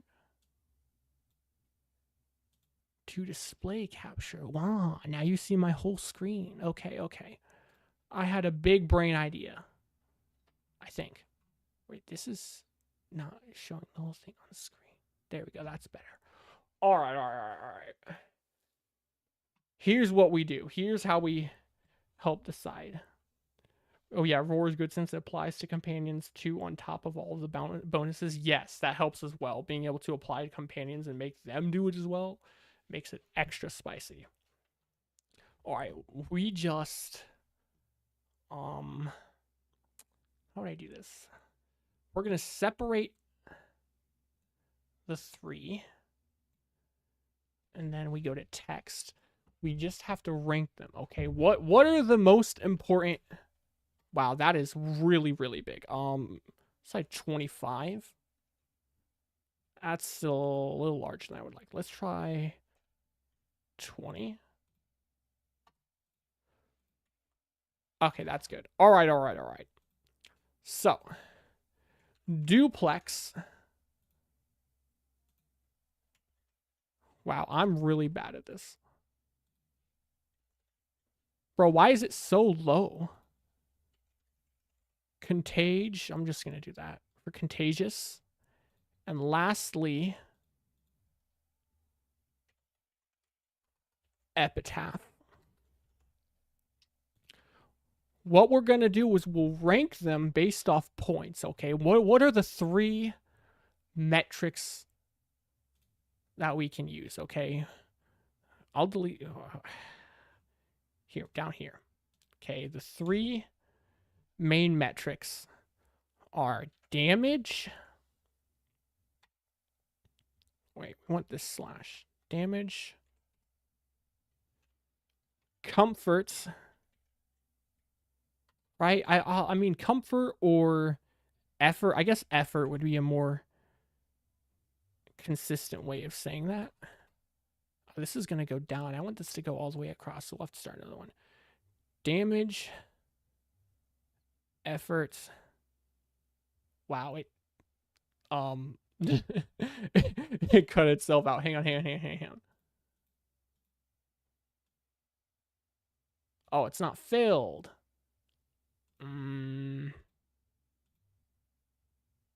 How? There we go. Actually, you know what? Let's just go with a full black screen. Switch back here. Go to white.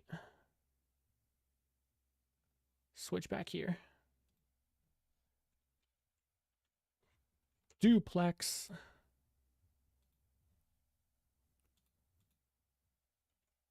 Damn it. Contage.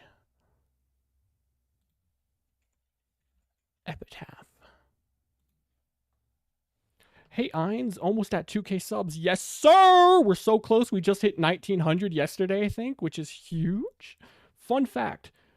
Corporate would rather boil... I thought that said bowl. I was like, why would they go bowling? Boil the ocean with their nuclear reactors for their AI algorithms than deal with people. Classic capitalism. I mean... I don't know, man. As a raging introvert myself, that sounds like a pretty great idea, if you ask me. Because then you don't have to deal with people. This is obviously a joke. As long as you don't have to deal with the people, that's all that matters. I think Duplex is still very good because it draws aggro, which is true. That is very good for survivability. The clones are invincible. Dang, I didn't mean to click on that. Where was I? And they don't stick to you, so realistically, they cover a big area too. And energy is sustained with, which massively helps with Ember if it kills anything. It usually, well, actually, yes. Oh, yes, because we have to go over that again, all right? If it kills anything, it will proc all of the time. Like the energy, here, let's go back to the Warframe screen real quick. Because, where? Here we go. As it states, their kills have a 50% chance of dropping energy orbs. And if they are the ones applying heat inherit, so it won't work for the Sentinel itself, but any of the 3 duplex guys, because they're applying heat inherit, right? They're the first heat proc, and then they die to my Ember because I put more heat on them. It's still going to count as their kill because they had the first heat proc for the heat inherit, which means almost every single enemy we kill is going to have a 50% drop of chance of dropping energy orbs. So this is like energy battery galore. That being said, I don't actually struggle with energy in my Ember build. Ever since they changed the changes they did, and I think it was Dante Unbound, either Dante or Jade, when they changed Ember, I don't struggle for energy ever on her, so it doesn't end up mattering. I guess it could be good for teammates, though, if the energy orbs also drop for them. So that would be a decent bit of, like, support capability by giving your teammates practically infinite energy. Another thing to note, 2 interesting things that don't really matter too much, but they are interesting, is 1, back in the day, I don't remember when it changed, but a YouTuber with like 10K subs, I think, named Morning, did a video about Heat Inherit a year ago. Back then, Heat Inherits, there was a thing called Color Inherit, where if you applied a Heat DOT with blue energy, it was blue fire, and then all of the heat after that would still hold the blue fire, which made it actually really easy, if you colored stuff right, to tell if the heat inherit was working on the enemies. That's not a thing anymore. No matter what you do, your heat energy or your the heat on the enemy is always going to be orange. So look, now I have blue energy. I still have a companion on. Oh well, it's fine. I have blue energy, and then I apply heat on these guys. It's still orange fire. And I've tested this on weapons, warframes, both in and out of the simulacrum, right? So like in mission and stuff too. And no matter what you do now, it's always orange. So color inherits was no longer a thing. And the other thing is that if an enemy is taking damage from heat inherit, like if I use my companion for the heat inherits, if the companion is the first one to apply the heat proc, or the duplex guy is the first one to apply the heat proc, it won't actually show you the damage numbers, because you can only see your damage numbers, and they're the ones that own the heat DOT, so you don't actually get to see how much damage it's doing. You don't get to see the numbers everywhere. which might be a turnoff for some people because I know some people like to see all of the big damage numbers everywhere, but I personally don't care that much about it. But it is something to note. Very interesting. Now back to Microsoft Paint. Let's see. Oh, right, because of inherit, yes. Oh, you know what? I think Duplex is king and will ideally be super unique with Ember on any heat frame in general, so for a build video, it'll stand out a lot to you. Yes, I'm going to view a video. I'm probably before I do the Ember build video, I'm going to do a video and call it like interesting things about heat inherit stuff. And I'll, try to like have PowerPoints and go over all of this in a pretty condensed way, right? And just like go over all of the interesting things that I found out. And then, bam, there'll be a video for people to have all that cool information. Now, here we are. Duplex, Contagion, and Epitaph. We will rank them based off of damage. God damn it, why is it so low? Efforts. And consistency. And wait a second, there's one more that's probably important as well. Here we need this, bam, this. I'll just slap it right here. Oh, fuck, wait, here. There we go. Survivability. I feel like I'm spelling this word wrong. Because survivability is something to take into account. I don't struggle with survivability on Ember. Well, actually, I guess maybe that really does not matter if survivability is not an issue. I don't know. We'll take into account. We'll take into account. Okay. So now we just go over how many points they get. Okay. So 1, on a scale of 1 to 10, 1 is absolutely worthless. 10 is godlike to the point there's no reason in running anything else. So I'm probably not going to rank any of these 10 or 1. They're definitely not 10 or 1. It's good. It's important to define literally every scale of the point because every point will matter. 1 is worthless. Don't ever equip it. 2 is really, really, really fucking bad. 3 is pretty bad. 4 is below average, but you can force it to work. 5 is average. 6 is above average, pretty decent. 7 is really good. 8 is spicy. 9 is holy fuck, this is amazing. And 10 is game breaking, don't ever not equip this. So for reference, Saren is pretty much a 10. Saren is a 10, and Old Inaros is a -10. No support. I guess that is something to take into account. Yeah, that's something to take into account. God damn it, keeps putting it so low. Support. Yes. Okay. So we've got it all sorted out. Now we just go through in points. First, I'm going to go back here and separate it to categories. Okay, because there's 1, 2, 3, 4, 5 categories. Okay, so 1, 2, 3, 4, 5. Now I just do it again. Over here, I'm really bad at coloring stuff out on a computer, but it's fine. Good enough is all that matters. Okay. So, let us begin. And this, you will also be partaking in this. I'm forcing you to, so we can have a culmination of opinions. So we will start with damage, okay? Damage, and we'll go left to right. Duplex bond, the one that spreads it everywhere. This is actually the lowest in the case of damage. Um, I'd say it's still technically applying heat inherit everywhere, so it's actually still going to be giving us very good damage. Very good, above average. I'd say this is like, I want to say a 7, right? Like, duplex is probably a 7, because if 5 is average, 6 is above average, 7 is really good. Having heat inherit on everything all the time for that massive damage bonus, it's going to be like tripling our damage because of heat inherit. That's pretty good. So I give duplex 7. Okay. You guys think that's fair? I think 7's pretty fair. I think that's pretty acceptable. That's a disgusting looking 7 though. Let's fix that. That's better.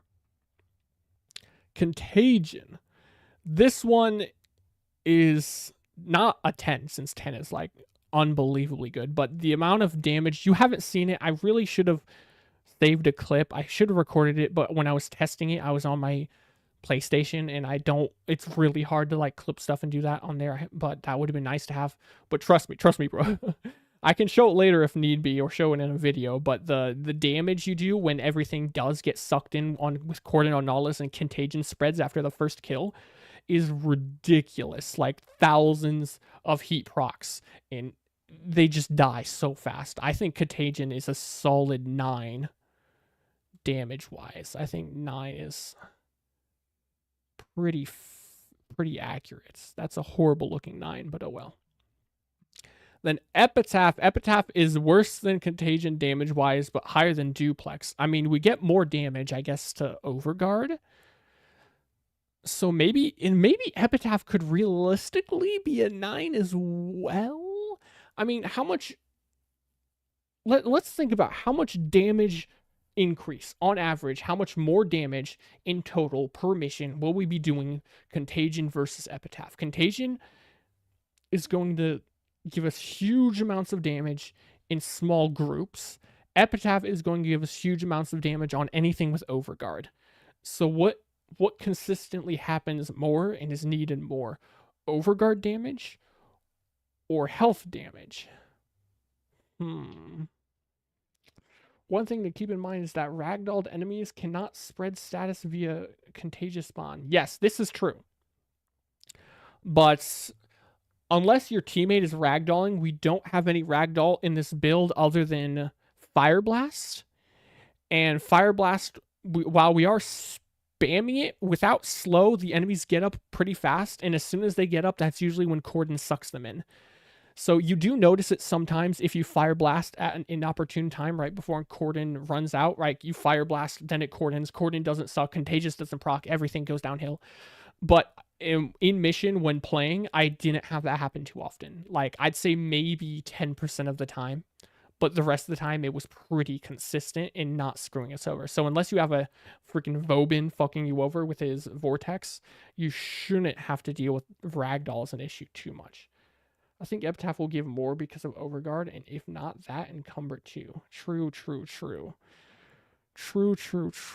Because, I mean, ads do die pretty fast. Yeah, I'll give it a 9. I still wouldn't say 10, but I'll give the damage bonus because 8 times damage on Overguard, that is pretty a lot. So we'll give Epitaph a 9 as well. All right. 7, 9, and 9. Next, we will do survivability. What do we get with survivability? Duplex, what it provides is 2 things. Aggro, because it can aggro stuff, probably a 10. I don't know if I would put it at a 10 because 10 is ungodly amount of good, and 9 is like really fucking good. 10 for me, I feel like 10 is more like the kind of thing a Toxic Lash on Saren does. So I wouldn't quite put it at 10. Maybe even we could, yeah, I guess theoretically damage wise to the Overguard, it probably would be better. So we'll move Contagion down to an 8. And we'll leave Epitaph at a 9. Since we did come to the conclusion that it's better than Contagion damage wise. There we go. All right, so back to the survivability. Duplex gives aggro to the Duplex guys, which are 3, and they're all invincible. It's not Warframe level aggro. It's medium aggro level, or like medium to below medium, but it's not worthless. And it does give more than just that. Heat for the first 3 seconds, I believe, 2-3 seconds is applied on the enemy. It will cause non-overguarded enemies to freak out because they're on fire. It does not persist for a long period of time, but because we're spreading heat everywhere, because they're, heat inheriting everything, that means it will give semi levels of, crowd control by making them freak out. So aggro, low-ish, decently okay aggro, and enemies freaking out when they first get hit. I think that's decent. It's definitely enough extra survivability that when I run duplex in a build over using like not duplex, I can definitely notice the difference in how many enemies are focusing me. But any enemies past or any enemies within like the 20 meter range will still definitely focus you instead. I'd give it maybe like duplex would be like 8, I think, since overguard would be a 9 or even a 10. Duplex, I don't know. Wait, do you mean survive? Oh yeah, you do mean survivability wise. Yeah, I guess. Oh yeah, epitaph overguard is definitely a 10. Like overguard is so crazy. It kept me. I did a Protea run with a while back, a couple months ago, with secondary fortifier, and I never even got down because it was so crazy on survivability. Yeah, so we can right away just put a 10 for the epitaph because it's that insane. And duplex is pretty. I would put duplex at an 8. 8 seems pretty good. Contagious has literally nothing. I mean, other than enemies die. Like, it kills stuff for hordes of enemy wise. The most amount of deaths will be happening directly in front of you with Contagious, so you don't die to those guys because they're dead so fast. But other than that, Contagious provides literally no survivability. So I guess I would put it at like a 5 because 5 is average. Like, it's not bad. You're not dying more because of Contagion. So 5, which is literally in the middle, I think that's pretty fair. Depends on what the statuses are. Yeah, and if you have cold and Contagious and pull and spread it, that would freeze stuff. But we're not applying cold ever. We're using it purely for the sake of spreading heat and having more damage. Yeah, that sounds about right to me. 8, 5, and 10 for survivability. I think that's right. Yeah, 5 is fair since it says yes. I agree. Now, on to do we go all top? No, we'll do next is effort. Effort, aka comfort. How easy is it to use? How much effort, brain power, gamer power do I have to put into using the thing? Duplex is no effort at all. Duplex gets a 10 immediately. I'm immediately giving this a 10 because you never have to think about applying heat inherit yourself. It does all of the work for you. There's zero effort put into this thing. You don't even think about its existence, and it just happens. With Epitaph and Contagion, or Contagious Bond, Epitaph, you do have to be careful not to use your heat, apply heat on the enemy with your abilities before the Epitaph if you go into a new area. So you do have to be careful about that and make sure you're shooting the enemies, the overguard and stuff, or the groups that you need before your abilities hit. And Contagious is actually worse in that regard, in that you have to keep track of Cordon's cooldown actively while also thinking about Manifold Bond's existence for killing enemies and reducing the cooldown. Personally, I don't find it too much of an issue because I can see how many statuses are on enemy when they get sucked up. It's not too hard to do, but it is something that you are going to have to put a lot more mental effort into keeping track of, because you have to keep track of your placement, where you're standing and where you're going to suck the enemies in, and when you're casting Fire Blast because it ragdolls them, because then the suck doesn't work and then Contagious doesn't work. You have to put in a fair amount of effort to know what's happening with Contagious. So Contagious definitely takes more effort than Epitaph. Epitaph will take effort, but not as much as Contagious. I want to say Epitaph, neither one of them are going to get like a high score because you do have to put a lot of effort into both. just because you have to take into account manifold bond and everything, I would say contagious is probably a 4.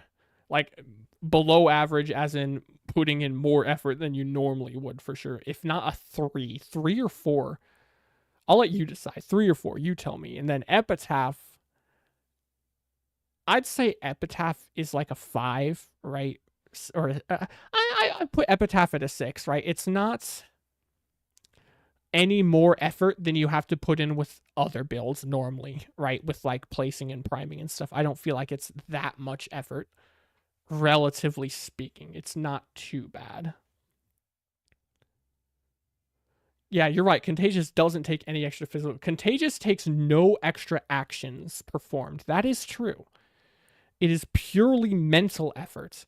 No extra time is taken into account, no extra ability casts, no extra movement. That is true. I didn't think of that. It's purely mental effort.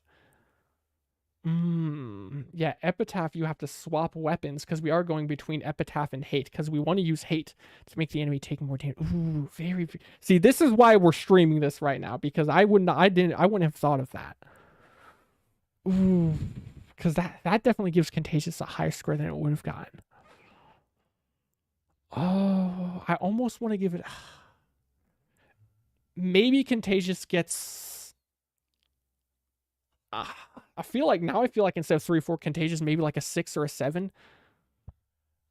But it's also entirely dependent on the player, right? Like, no offense to the average Warframe player, the average Warframe player is not going to be able to keep track of the mental stuff needed for contagious. So I feel like a 6. I guess epitaph would be easier though, since you can just spam, but then no need to think. LO, that is true. You can just spam it. It does take extra physical action though. I think contagious is a 6 and epitaph. Honestly, I feel like I'd also put epitaph at a 6 because they don't take effort in the same way. Like it's entirely polar opposite. Mental effort versus physical effort. I mean, there is some mental effort to epitaph. Yeah, I feel like they're both a 6. Even though it's different kind of effort, it's about the same. 6 6 6. We'll put 6 for now. We'll put 6 for now. Slurp and slurp. 10 6 6. Yeah, that sounds about right to me. And then we have support. Support, and then we're the second to last one. Maybe 7 and 6. True, because I mean, this is like a high investment build. It's not even the kind of build your average player would do. Because your average player doesn't need a good build to kill stuff on base steel path. Yeah, you're right. Dang it, that's a horrible 7. We'll do 7 and 6. 7 6. Since your work is still being done for you for contagious. True. Very true. Yeah, 10 7 6. Sup. Hello, Shuoma. We are currently trying to figure out the best option for something to run in an Ember build between Duplex Bond, Contagious, and Epitaph. I can't even give a Cliff Notes version of this because so much context is needed. Damn, I honestly feel bad for anyone joining the stream part like halfway through right now because they're going to be so lost on what's happening. It's important stuff that's happening though. This is very important. It's the whole reason we started the stream. All right, the next category is support. So what level of support is given with these? Contagious is killing stuff. I mean, support in that your teammates don't have to deal with stuff dying, or they don't have to deal with as many enemies. And it's grouping, which means it pulls it away from your teammates. So it's okay. Honestly, I think right off the bat, I'm just going to put Contagious at a 5 for now. And then you let me know what you think of that. Because I feel like you kill stuff regardless anyways. I'm not sure 5 is even that good. Bro, I'm chilling in bed at 3 a.m. watching some brainstorming and a floaty robot and some fire. That sounds like a mood right there. That sounds all you need is some hot cocoa and some popcorn. Me too. The best time to watch brainstorming is the middle of the night. I feel like Contagious isn't doing any more for your team than it normally would be if you're just running a different build where you also just kill everything with semi grouping. Had to go for a bit, and I'm only caught up because I watched 10 minutes on 2x speed. That's hilarious. You had to go just run double speed, easy. Big brain. That's massive brain right there. Honestly, that's huge brain. We're we're on support now. Epitaph gives more support because you have more AoE priming, because we're not just doing heat and hair, right? We also have viral. So Epitaph gives more priming on enemies as a whole, which means your teammates have more enemies that are A, affected by heat, which means they could be losing armor, and B, having viral stacks on them. And on top of that, it's also shredding overguard, which means if the enemy doesn't have overguard, they can be crowd controlled by your teammates as well. Also, if you don't directly kill them after destroying their overguard, it also makes it easier for your teammates to get as well. A Quicksilver here. Big Daddy Quicksilver speeding everything. No, watch it 5x speed. I don't think you can even go past 2x speed, can you? Imagine 5x speed. Yeah, so Epitaph is overguard shred, heat viral priming for teammates. And dang, what was the last one? I already forgot. Maybe those were the only two. Shieldgate Glore. Yeah, Shieldgate, but that's only for us, right? Because the overguard siphoning for gating doesn't affect our teammates. It only affects us. And support, the overguard gating falls under the survivability category because it applies to ourselves. Support is more applies to teammates. What are we doing as a team for our squad as well? Evening. Good evening, Gamble. Damn, again, someone joining right now. We're doing something that, again, I cannot even give a Cliff Notes version to sum up what's happening right now because so much context is needed. We're trying to optimize and figure out the best option for an Ember build. Yeah, this one's for team support. At level 247 Annie survival right now. We've just been chilling to you yapping. That's what I do when I watch other people, right? Sometimes I will, honestly, the three things I watch the most often if I'm just running through farming stuff and survival is either I'm listening to, if it happens, because I know they don't always stream, it's either Nova Umbral stream, Gamble's stream, or a VTuber. Those are the three things that one of those things is up when I'm just farming stuff in a survival. Sometimes I can't even pay enough attention to realize what's happening. It's almost like my brain just needs to have some sound going on separate from the game. It's that ADHD. I think Epitaph support, priming, heat viral priming for teammates, and overguard shred to make it so that they can crowd control more. I'd say that's decent. That's more like negative would be screwing your teammates over in this category, right? So none of these should be under 5. And 5 is average, like you're not doing anything more than just like killing stuff, which is why Contagious is at 5. So I would say Epitaph is maybe a 7, because a 10 would be like giving your team, like a Revenant giving your teammates Mesmer Skin and Roar, and also crowd controlling with his first ability, right? Or like a Wisp or a Citrain. Those are the kinds of things that give a 10 on support. So I think an Epitaph at 7 sounds pretty realistic, because at priming and helping shred overguard is nice, but it's also not like the most insane thing in the world. Yeah. Contagious, exactly. That's why Contagious is on a 5, because it's just in the middle. Because below 5 again would be like actively harming your teammates. Let me think. What would be a good example of a 5? Okay, a good example of a 5 would be running Brief Respite while you're playing with a Protea, because it ruins their shield gate drones. It would take them from having like a 5-second shield gate down to having a measly 10th of a second shield gate. That's like a 1. So five is like doing nothing for your team but not harming them. Yeah, I want to say it. Well, we'll say Epitaph is a 7.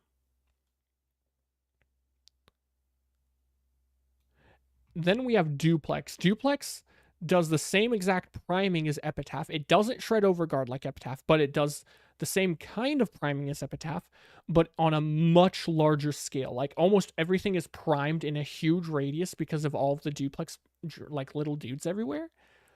So our teammates are really benefiting from the viral and heat everywhere. If they're running heats, the heat inherit helps them as well. No matter what they're running, the viral helps them kill stuff. It's also drawing aggro, so it gives them more survivability as well. I would. The duplex guys do roam around on their own. I want to say they stay within like a 50-meter radius of you. This is purely my own speculation. Okay, I'm probably just schizo. Let's try typing in Warframe duplex bond. Just let's check the wiki because I could totally be wrong on this because I know they go wherever they want, right? But I still feel like it feels like they stay within a general 50-meter radius of you or so. Because if that's the case and you're doing something like a void cascade and your teammates aren't that close to you, then it's not actually going to be giving them more survivability depending on how close or far away you are from your teammates. During time channel abilities like Whisk, yada yada yada. Clone attacks will attack enemies whether or not assault mode. Posture is affected by Nightmare that can proc it. Can't trigger Hildren Lavos. They do draw aggro. Full twist any rather than seeing player drawing some aggro away from the player's assault. It doesn't appear the wiki has any info about whether they stick within a specific like large radius. Because I feel like it's probably something you can't even realistically test. But I mean, it's not going to be like it's not going to go into a different area, a whole nother section of the tile set and shoot stuff where your teammates are. So it really only helps the aggro and the priming for your teammates if they're in the general area. But it's still better than Epitaph. So, and you are close to your teammates a lot of time, like in survival, defense, exterminate. So most stuff outside of void cascade and maybe disruption. I want to say an 8. Duplex copies are also affected by roar, motes, eclipse, etc. So it synergizes allows team boost. This is true. So they can also benefit from that. Although something to take into account with that is, are the benefits useful? Because if we're building it for priming, if our teammates apply roar or eclipse or anything to it, a lot of the time it's still not going to kill anything. And we already have viral, so nourish wouldn't really help because we're already applying a lot of viral everywhere. I mean, it would be more viral, but it wouldn't be like super useful. I feel like, yeah, it's still better than Epitaph, but I don't think it could be higher than an 8. I think 8's pretty understandable to put on it, I'd say. Oh, let's get a drink real quick. I'm dying here.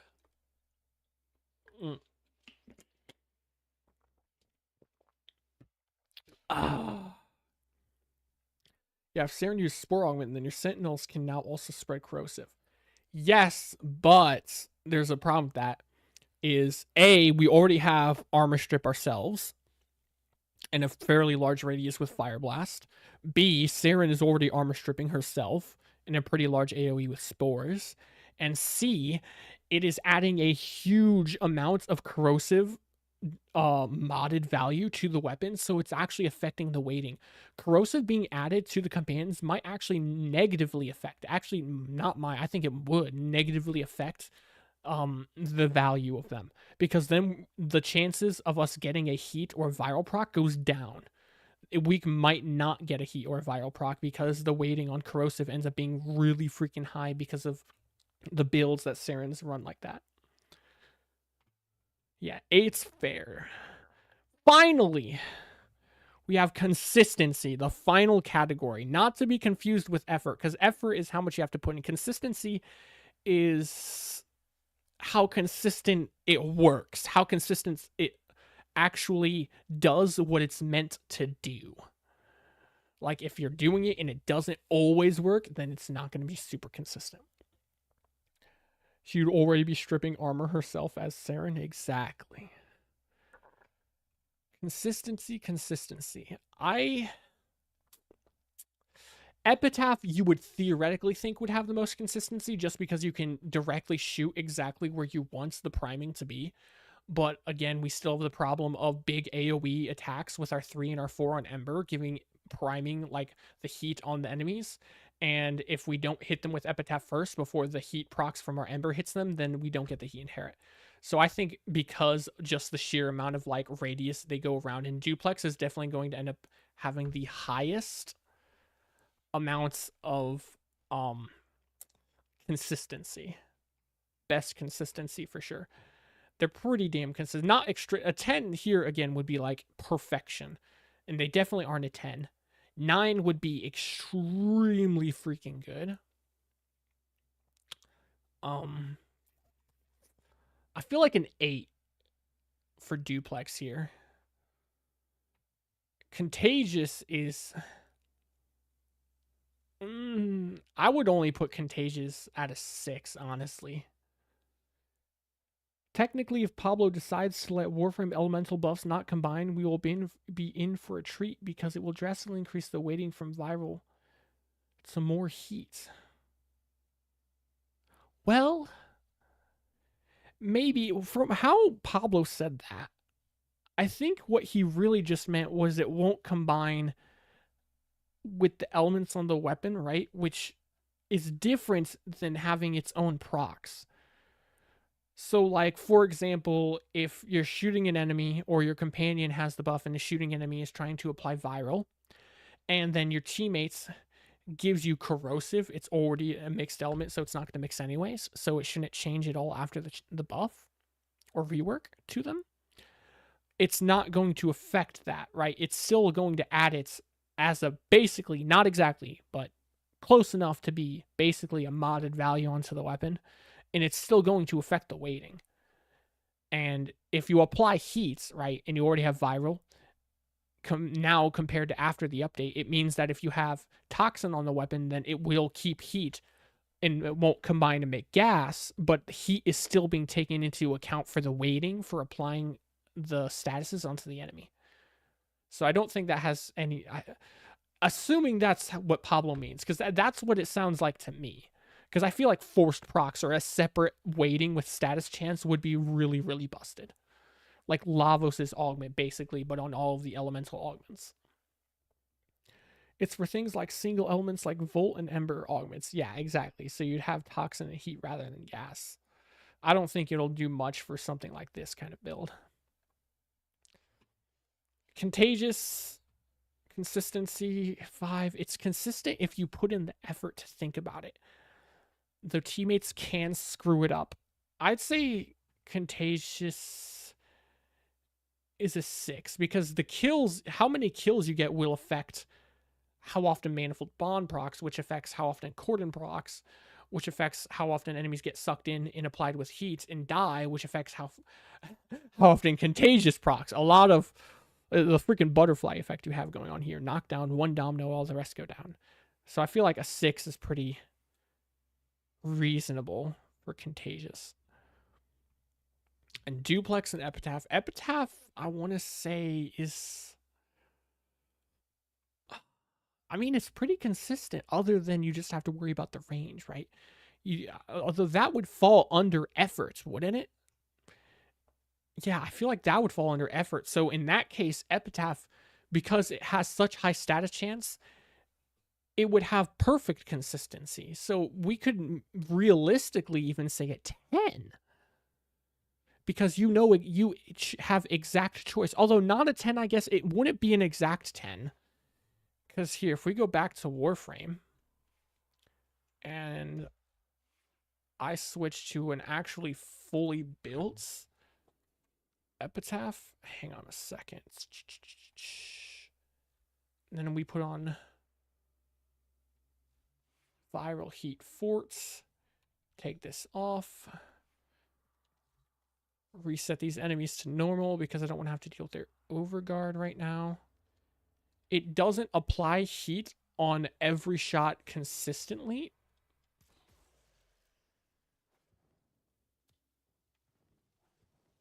Yeah, see, that was all of them but one. So that's pretty good consistency, but it's not on all of them. It's on all of them but one. Oh, oops, I charged it too much. Yeah, again, all but two this time.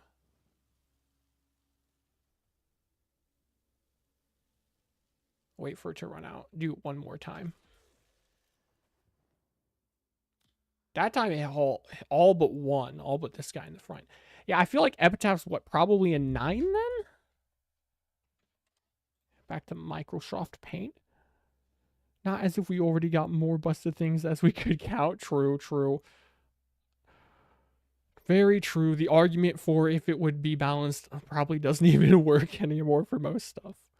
I want to say Epitaph's a 9 because the dealing with range and stuff falls under the effort category, and not in consistency wise, it almost always applies what we exactly. Yeah, probably 9 for Epitaph since it does it super quickly as well due to the AoE and not needing Sentinel abilities. True, very true. Yeah, we'll put this at a 9 then. That's a horrible looking 9. Why is this so difficult? That's also disgusting. Come on. I can do it. No, that's even worse. Why is this so hard? Dang it! My hand flicks to the right when I'm done with the circle and the 9, and then it looks weird. Okay, that's not as bad. That's acceptable. Okay, finally then is the duplex. Duplex has pretty good consistency, though sometimes they can get stuck on walls or like tunnel vision into a hallway and cut enemies off, and that can be bad. But for the most part, they hit a lot of enemies as well, and they have a lot of AoE and stuff. Definitely either a 7 or an 8. Either a 7 or an 8, right? So let's think again. 10 is perfection. 9 is crazy, crazy fucking good. 8 is really good. 8 is like spicy. 7 is really good. So is it really good? Or is it like really good? That's the question. Duplex is also high because they work independently, yeah, and they cover a pretty big area. Though sometimes, this doesn't always happen, but sometimes the guys can all go in the same direction, and then you have like one general area that's getting primed, and then the rest of the area around you, like you don't have a full 360 amount of prime or like radius of priming. That doesn't always happen. It really depends on the tile set. So the tile set is definitely something to take into account because a bad tile set can screw duplex over. It's still dang. If I hadn't thought of that just now, the tile set, I think it would have been an 8. But with the tile set, I want to say a 7. Because I have seen them get stuck on stuff or stuck in hallways. Doesn't always happen, but if it does, it can be bad. And sometimes in like a Netra cell, it will like cut enemies off in a hallway and then they don't come into the zone. And that can be annoying. Due to low effort, it's also super consistent, but it can still be manually aimed. So a 7 or 8 would be fair. Yeah, I think 7 just because of the tile set thing. There we go. Okay. Now, just to make things a little more easy to tell what's going on, we'll change this to 15. And then... Dang it. Here? Damage. Survivability.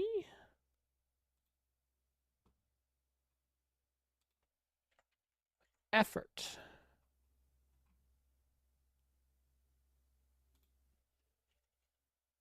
Support.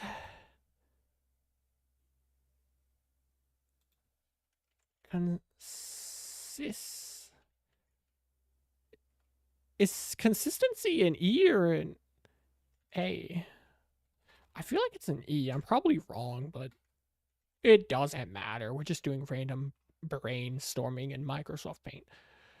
All right. Any objections? The power of consistency from Epi is being able to control where it goes. Yes. Think of it as priming without work would give it a good 7 for RNG AI. Yes. It seems the consensus is a 7. Now, are there any objections?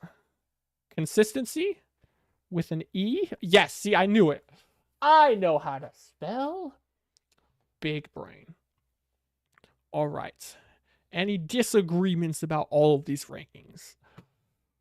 And then we can add up all of the numbers. Starting from the left, we have 7, 15, 25, 33, 40. We have a score of 40.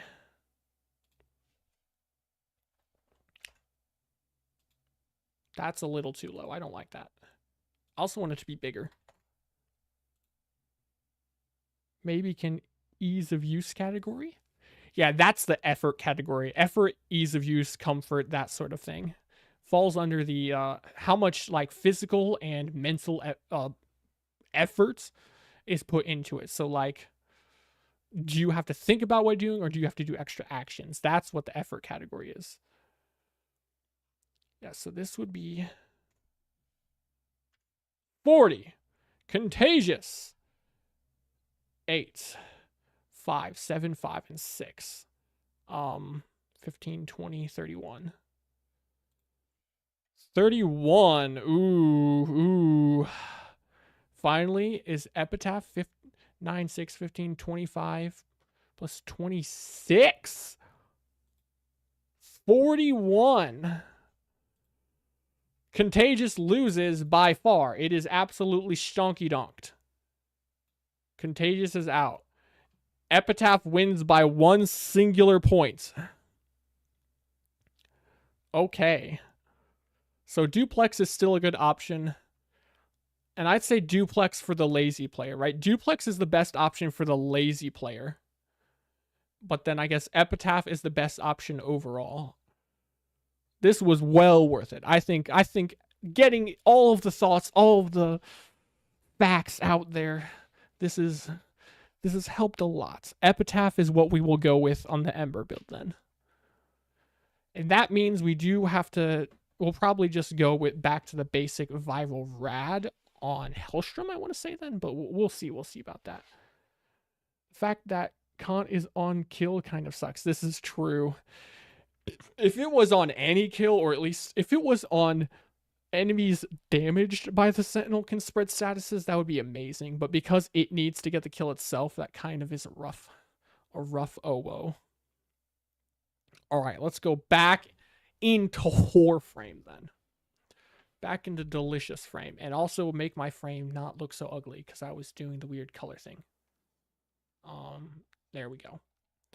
We'll go back to the Queen of Flames build. Make sure we've got the right one on. Just hit level 300 in your Steel Path Survival. Ooh. 33 more levels and you'll be at the magic number 333 because it's 3 3s. I tune in, see math, I fall asleep, and now I have a return. You see math and it makes you pass out. I see. You're one of them guys. Probably slept through math class. The irony that your name is almost math. If you replace one of the T's with a H, you'll have math catch them. Now, if we're not... I'm still definitely thinking Nautilus is the way because grouping is so crazy and we aren't using Boltus for grouping anymore. So we're still sticking with Nautilus, but now instead we'll stick with the Synth Deconstruct because this will make more health orbs, which if our teammates have equilibrium, it'll help them a lot. Synth Deconstruct, Duplex Bond, no heat inherits.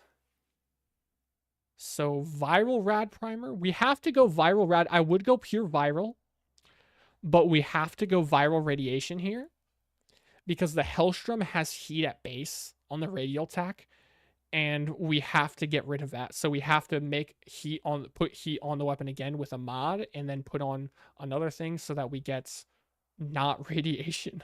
Otherwise, we'll really screw ourselves over. So, Viral Rad Primer, this is the same build I went with in the original Ember video, other than the fact that this is now Nautilus Prime. I don't think anything else is different here.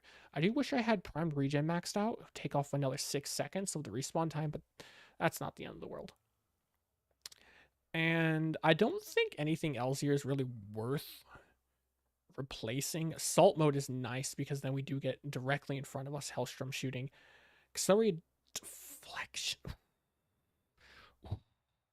I would love Momentous Bond, but Momentous Bond has no cap on the amount of elements, and the elements do not mix. And it procs a lot, has 30-second duration, so you can kill an Eximus, get heat on your companion, and that'll screw you over because the heat won't combine to make radiation.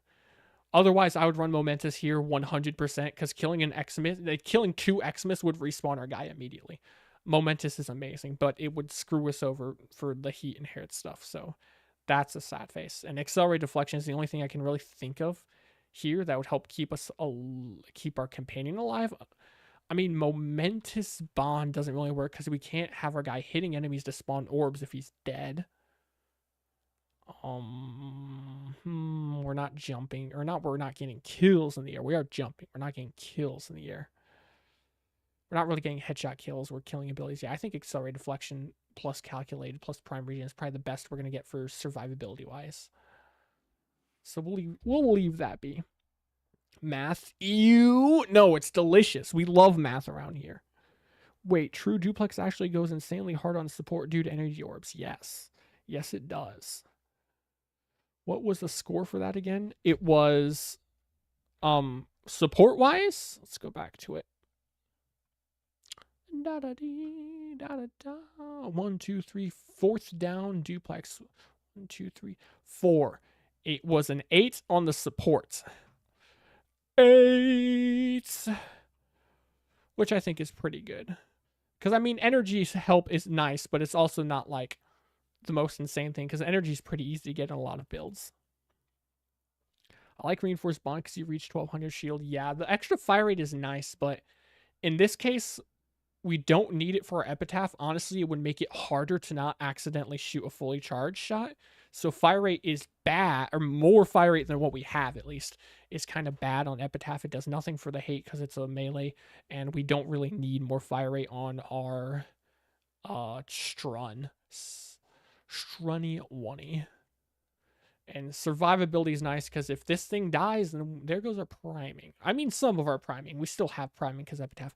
Oh, I guess that's another thing we didn't take into account is if your companion dies, you lose your priming. Whereas if we have it from epitaph, we aren't totally screwed if our companion dies. That right there, honestly, would make it lose a point with the companion-based builds. So it could be just 39 and 30 and 41 instead of 40. 31 and 41. Okay, I think... I mean, the epitaph is set. I don't think there's anything I want to change here. The only thing I might realistically change would be Perpetual Agony to Augur Seeker just to combine with Brief Respite to get a little more shields back. But then I would screw up my heat build because I use the same exact build on my Protea, and then I would need an extra configuration slot just so I could have this one build with like a little more shields. I don't think that's worth it. So we'll stick with this. I don't think there's anything I need to change on this build damage wise. It works perfectly for what I need in mission. I've had no problems with it. Other than, like, I guess a Riven would be better, but I don't usually do Rivens in a lot of my builds. And I don't care for Rivens all that much. We already went over Nautilus, already went over Hellstrom. Matterize a must-have because the extra strength and casting speed and being able to kill stuff in our operator is huge. Archon Shards are a keep, the ones we have. Roar is a must. Brief Respite, Prime Sure-Footed. That's not needed. Brief Respite, Catalyzing Shields, Healing Flame, all 3 of these are a must for insane survivability.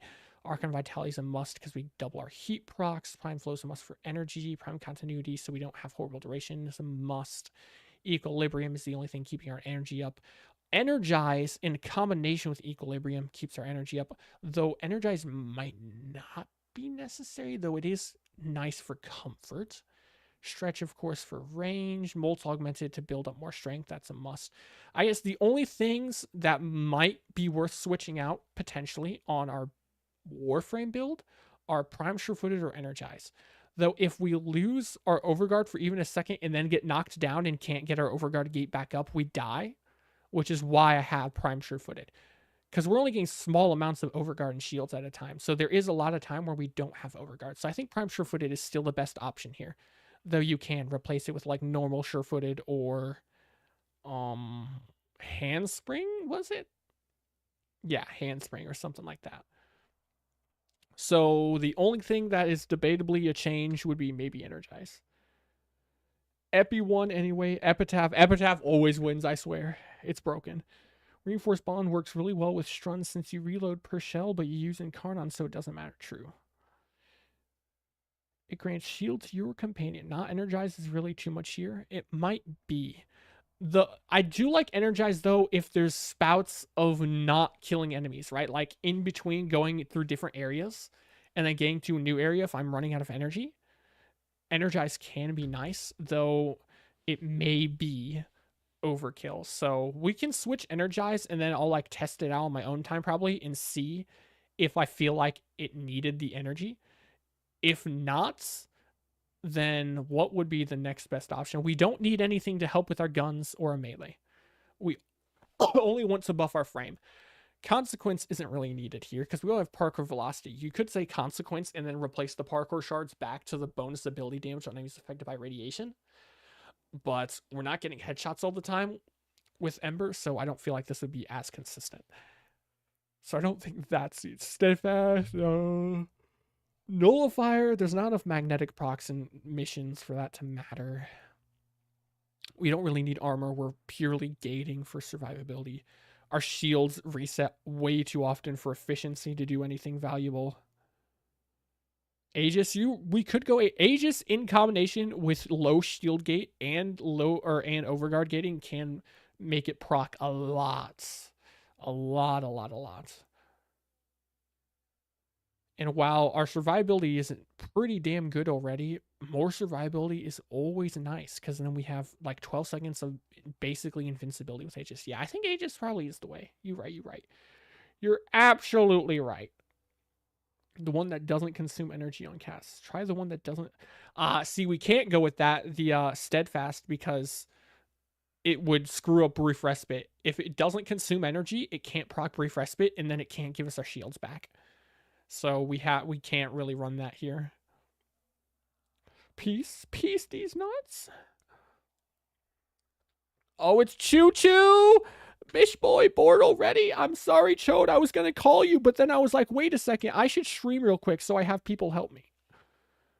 Don't worry, Chode. I'll start a Discord call with you, Big Daddy Tears, as soon as I'm done with this, which will be pretty soon. Here, we've been streaming over 2 hours. We're just finishing up the big brain crafting build stuff. Yeah, I'll try out Aegis, and if I feel like it needs the energy, we switch back to Energize. If I don't, we stick with that. Other than that, melee speed for Hate could be decent too. True. I think I don't have quickening on it. So the question is, do we need the extra damage from Hate to kill stuff? Wait, is this the right build? No, it's not. Right? No, it is. Right? Wait a second. I mean, do we want to use this to kill stuff too? I guess if we use it as a pure primer, we could replace several of these mods.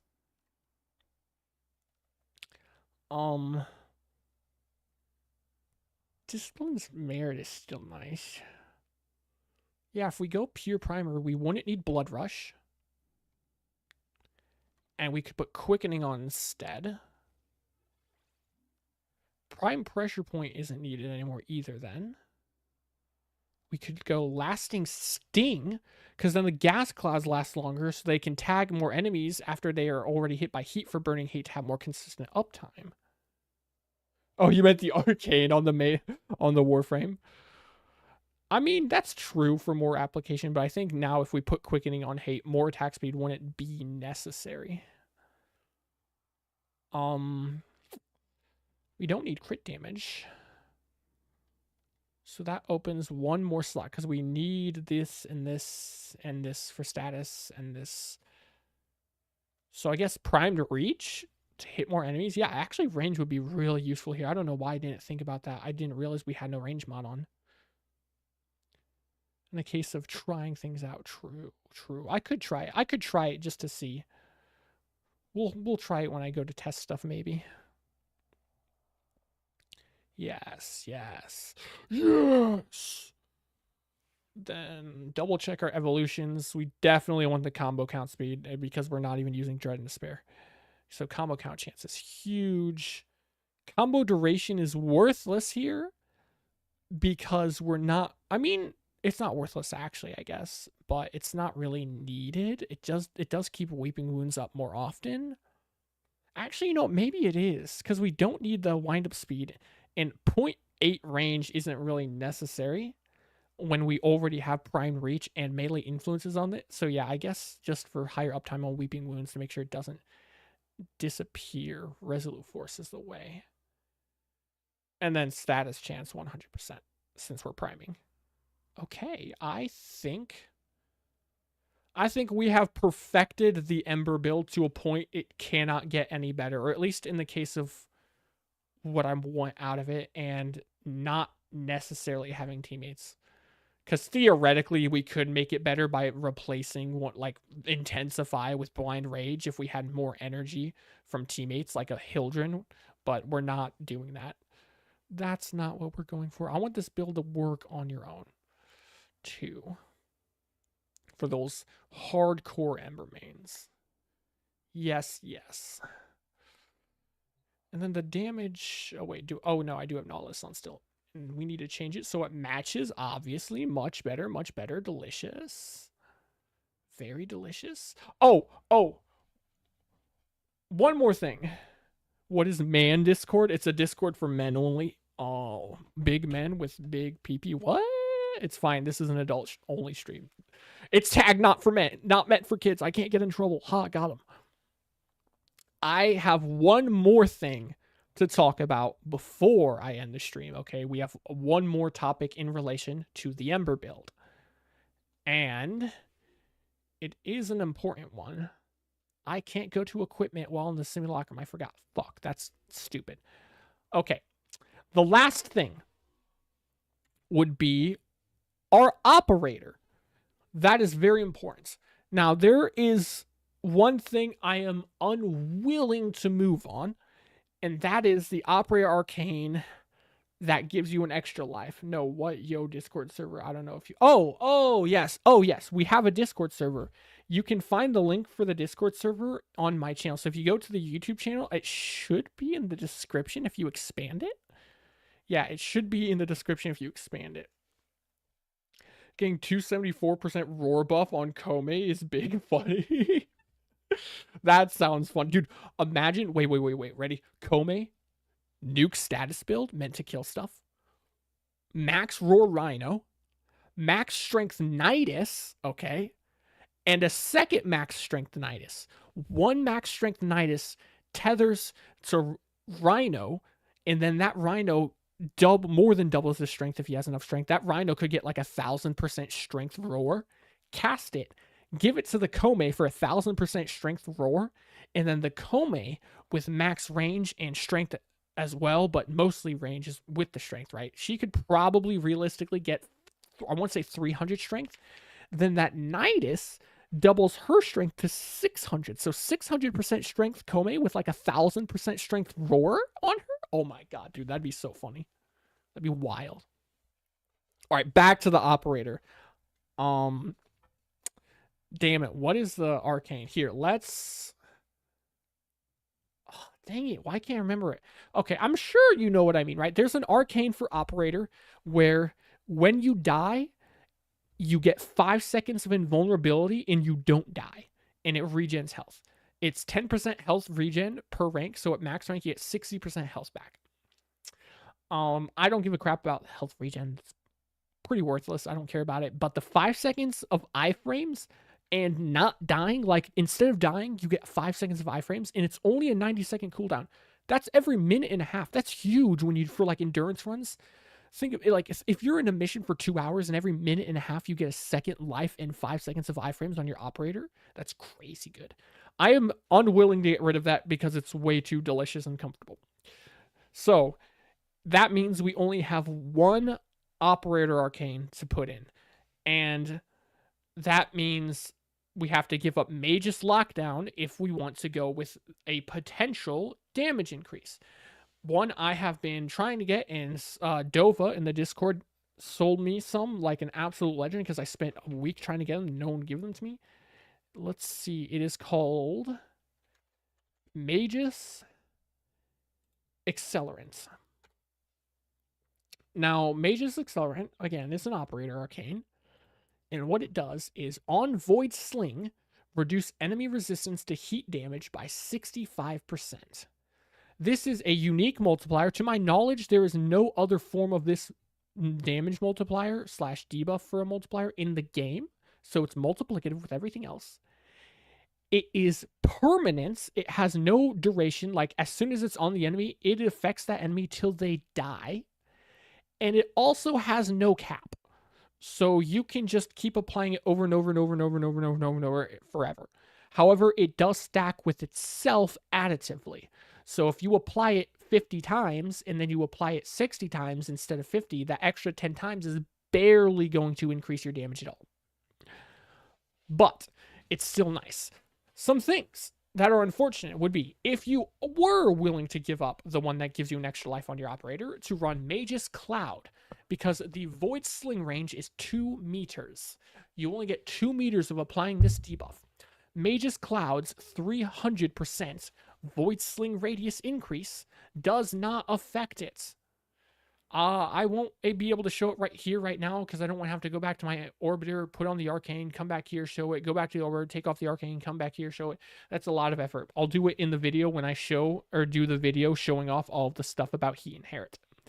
But, for now, just, you know, if what I'm saying is true, right? Like, for the sake of, if it was actually true, it is, trust, but you'll see when I make the video. Anyways. That does not work with Mage's Accelerant, and neither does, where is it? Is it Protective Sling? Naramon? Sling Stun, here it is. Second ability increases the width of the next Void Sling by 200%, okay? This also does not work with Mage's Accelerant. So the base radius of Void Sling, 2 meters, is what Mage's Accelerant is. If you get Mage's Cloud for 300% increase to 8 meters, Mage's Accelerant's debuff will still only apply in 2 meters, which is really, really dumb. I don't know if it's a bug. I don't know if it's intended. It's not stated when it comes to Mage's Cloud or Mage's Accelerant, so it's not stated anywhere in game that I know of. It's just really, really sad, but there's not anything I can do about it. Other things to do with it is I don't think it actually shows the debuff on the enemy. Yeah, there is no visual indicator that the debuff is on the enemy at all. Another thing is you can Void Dash on the same enemy over and over and over, and it just to apply it like right next to them, and it works. So let's switch to this so I don't mess up my build. No Sentinel. And it would be better to not have crazy AoE on this thing right now. So we're going to go here, take this off, keep that on, take that off, even though it doesn't matter. Actually, wait a second. Let's slap on Merciless for reload speed.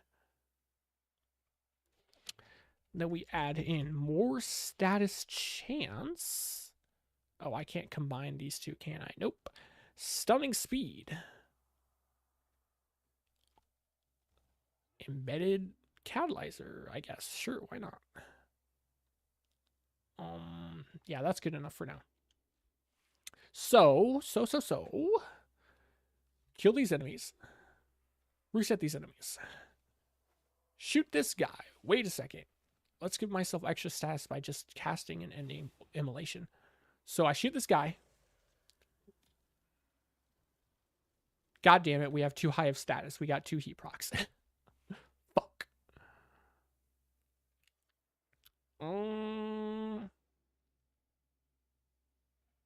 Yeah, I guess I will just take off these 2. Just for the sake of it being consistent. Ah, yes, I also forgot. Enemies have armor, so I need to strip that for the sake of consistency in the numbers as well. Now we just wait for that to go away. Okay, now we can do it. Shoot. 27. Does 27 damage. Now, shoot. 47 damage. It applied to him. If we do it before the heat proc, shoot this guy.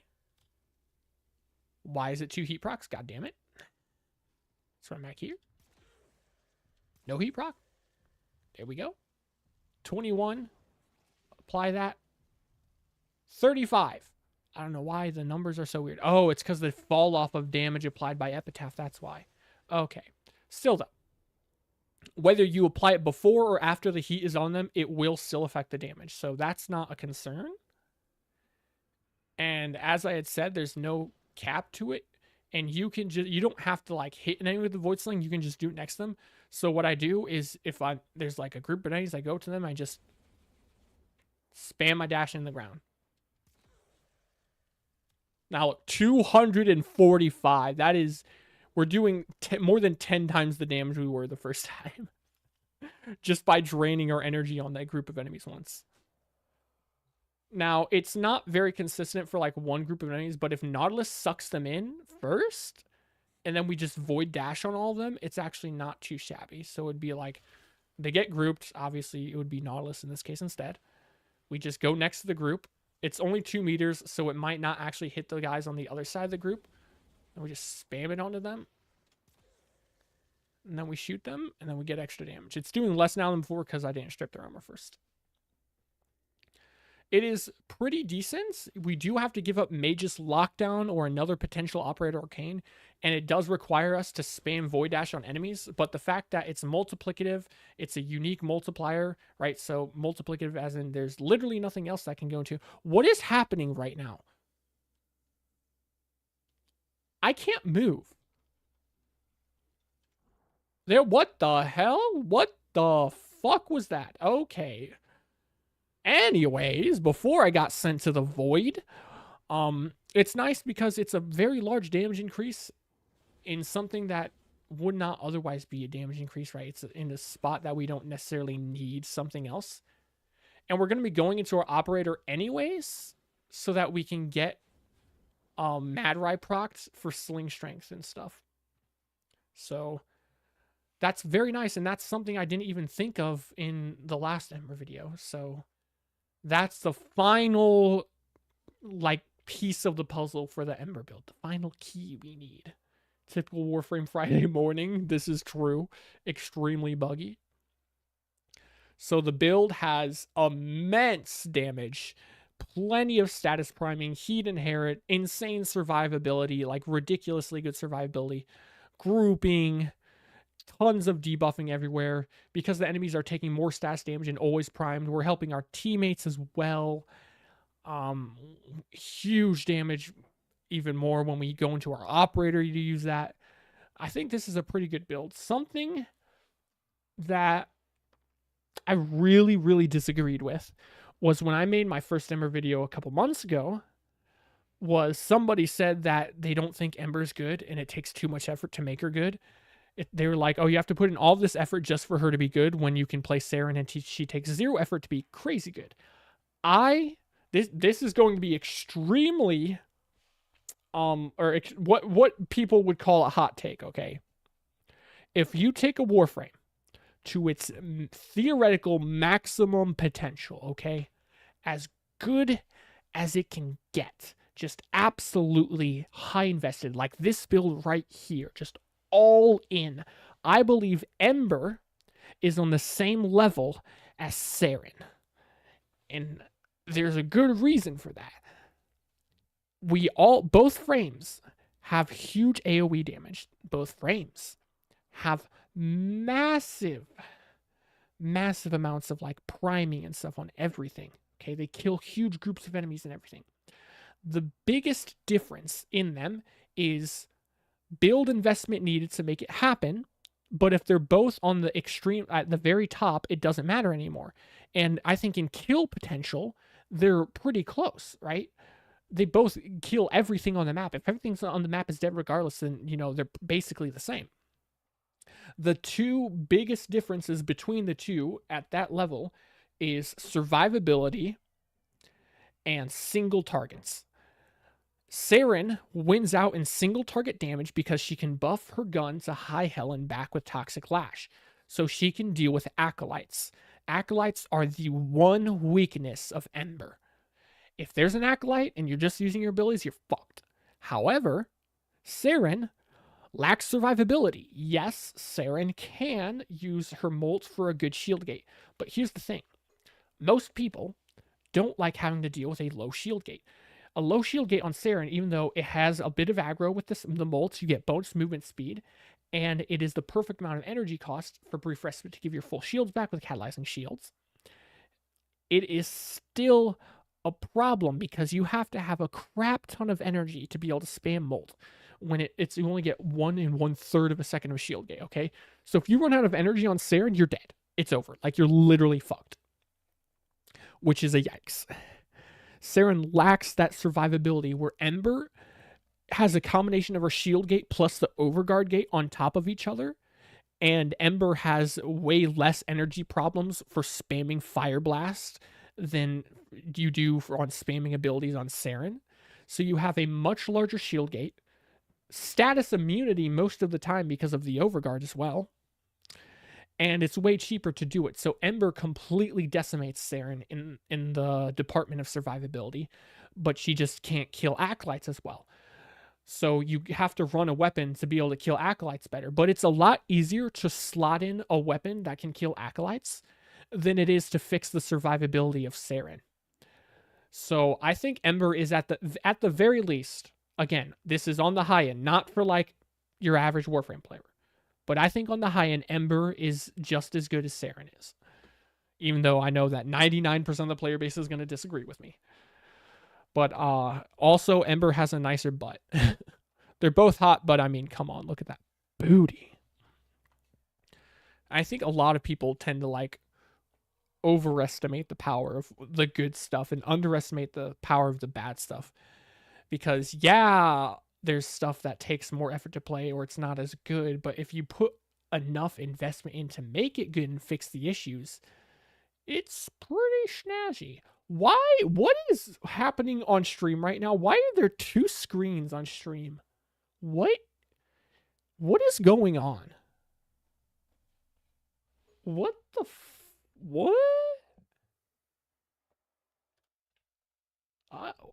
Hang on. Oh, I think it's because I have display capture and game capture on right now.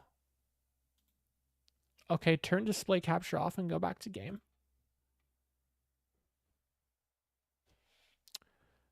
I think that should fix the double screens.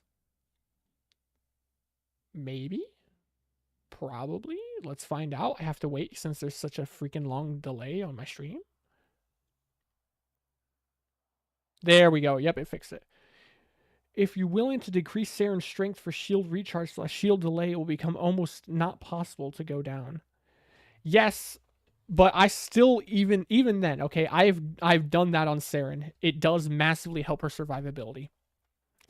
But you have to give up a fair bit of strength. Not that that's an issue because her damage is so high, but I still think Ember it beats her out still because of how good the overguard shield gating is on her. It's so good. I never have an issue with survivability on Ember. She's just so good at not dying. Mostly because of her augment, right? Like the overguard gating plus the shield gating is so ridiculously good. On top of everything just burning away. Saren does not actually have crowd control. She, like, her corrosive and her spores, when they hit the enemies still attack you. you're burning enemies, which while it's for a short period of time, the like 3 or so seconds they're burning, they're not attacking you. If you kill them before they can attack you, then they can't damage you. So you also have extra crowd control on Ember, which you don't have on Saren. So better survivability without having to like put almost any effort or like mods into it, while also having extra crowd control. Run one mod less and do rolling guard for a brief breath and stats cleanse. This is also true. Rolling guard doesn't take much effort to do. Hang on a second. Let's switch here so I can actually switch Saren without messing up my Ember build. But rolling guard has a cooldown. So rolling guard is amazing, but that's something that has a cooldown. And if you don't use it right, you can fuck yourself over. But you do have a status cleanse on Saren. Where's Saren? Oh, she's not up here. You do have a status cleanse on Saren with molts, even though I don't have mole in this build game. God damn it. There we go. But a status cleanse is different than the Overguard status immunity you get. So, an example, right? Okay, if you get hit by heat proc and you status cleanse it immediately, it doesn't matter. It's not going to damage you. However, if you get hit by a magnetic proc, you can't cleanse. You can cleanse the magnetic persisting on you, but it applies the status effect immediately. So any sort of status that does that kind of thing to you, it already screws you over. Or like you get hit by a cold proc, okay? Yeah, you can do that immediately, but that split second of your cold proc, it can screw you over in casting an ability. It can screw you over in running out of the way or dodging to get rolling guard going. Its status cleanse is not on the same level as status immunity is.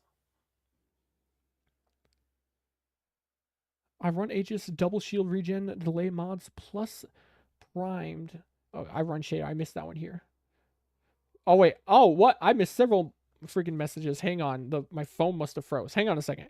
Starring bad. The only thing Saren has that would be better is Toxic Lash, but Ember has insane survival with the Overguard inherent thing. That's why I run Shade on her. If you're willing to decrease Saren's strength for shield recharge / shield recharge delay, will become almost not possible to go down. Yeah, I run Aegis.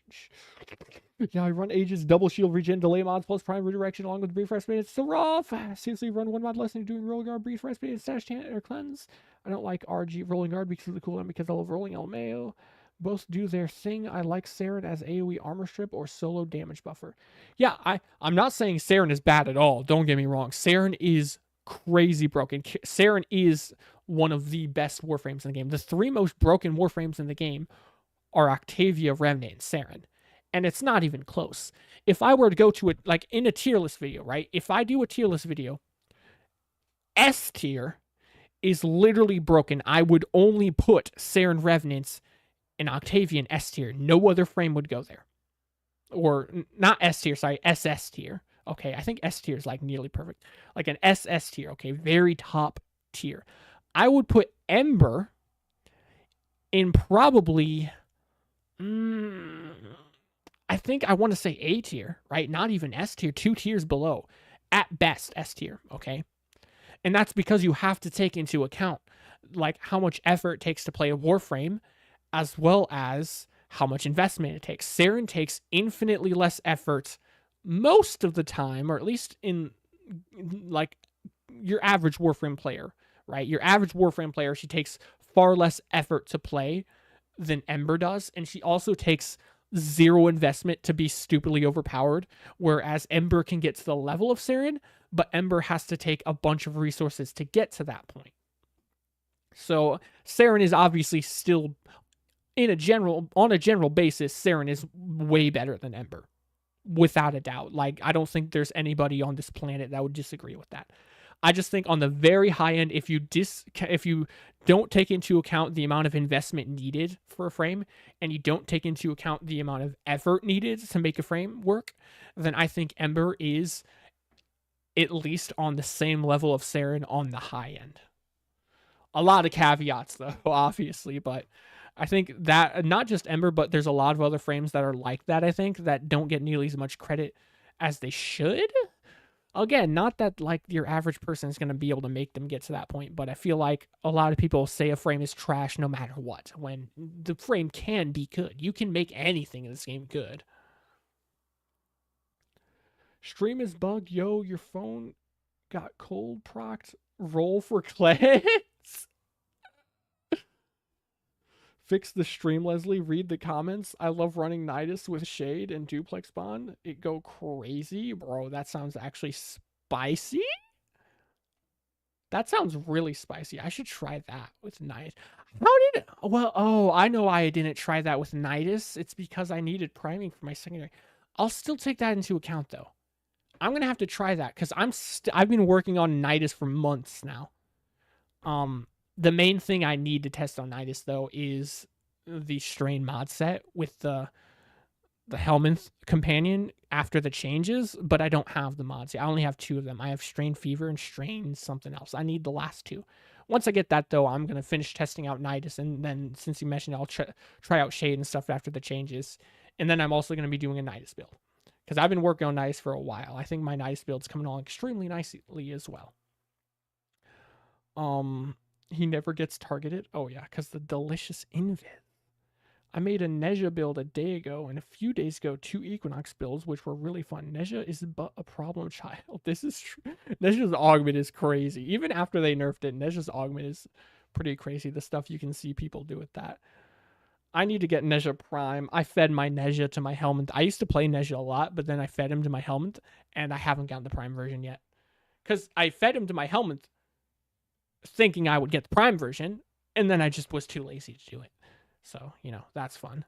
Dude, Fulma just hit 122 million slash tick. Let's see. I just hit 122 million these nuts tick. You got him. You have stream open. That means you get to read this and hear me say it. Got him twice. Got him. All right.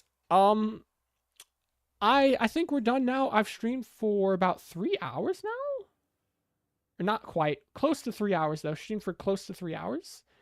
And you guys helped a lot with helping me collect my thoughts and opinions and stuff with the Ember build and everything. So mission accomplished. Thank you all a ton for coming to the stream. It has been extremely useful. Also, Banshee with sonar stacking is funny. Yes! Thank you. I love sonar stacking.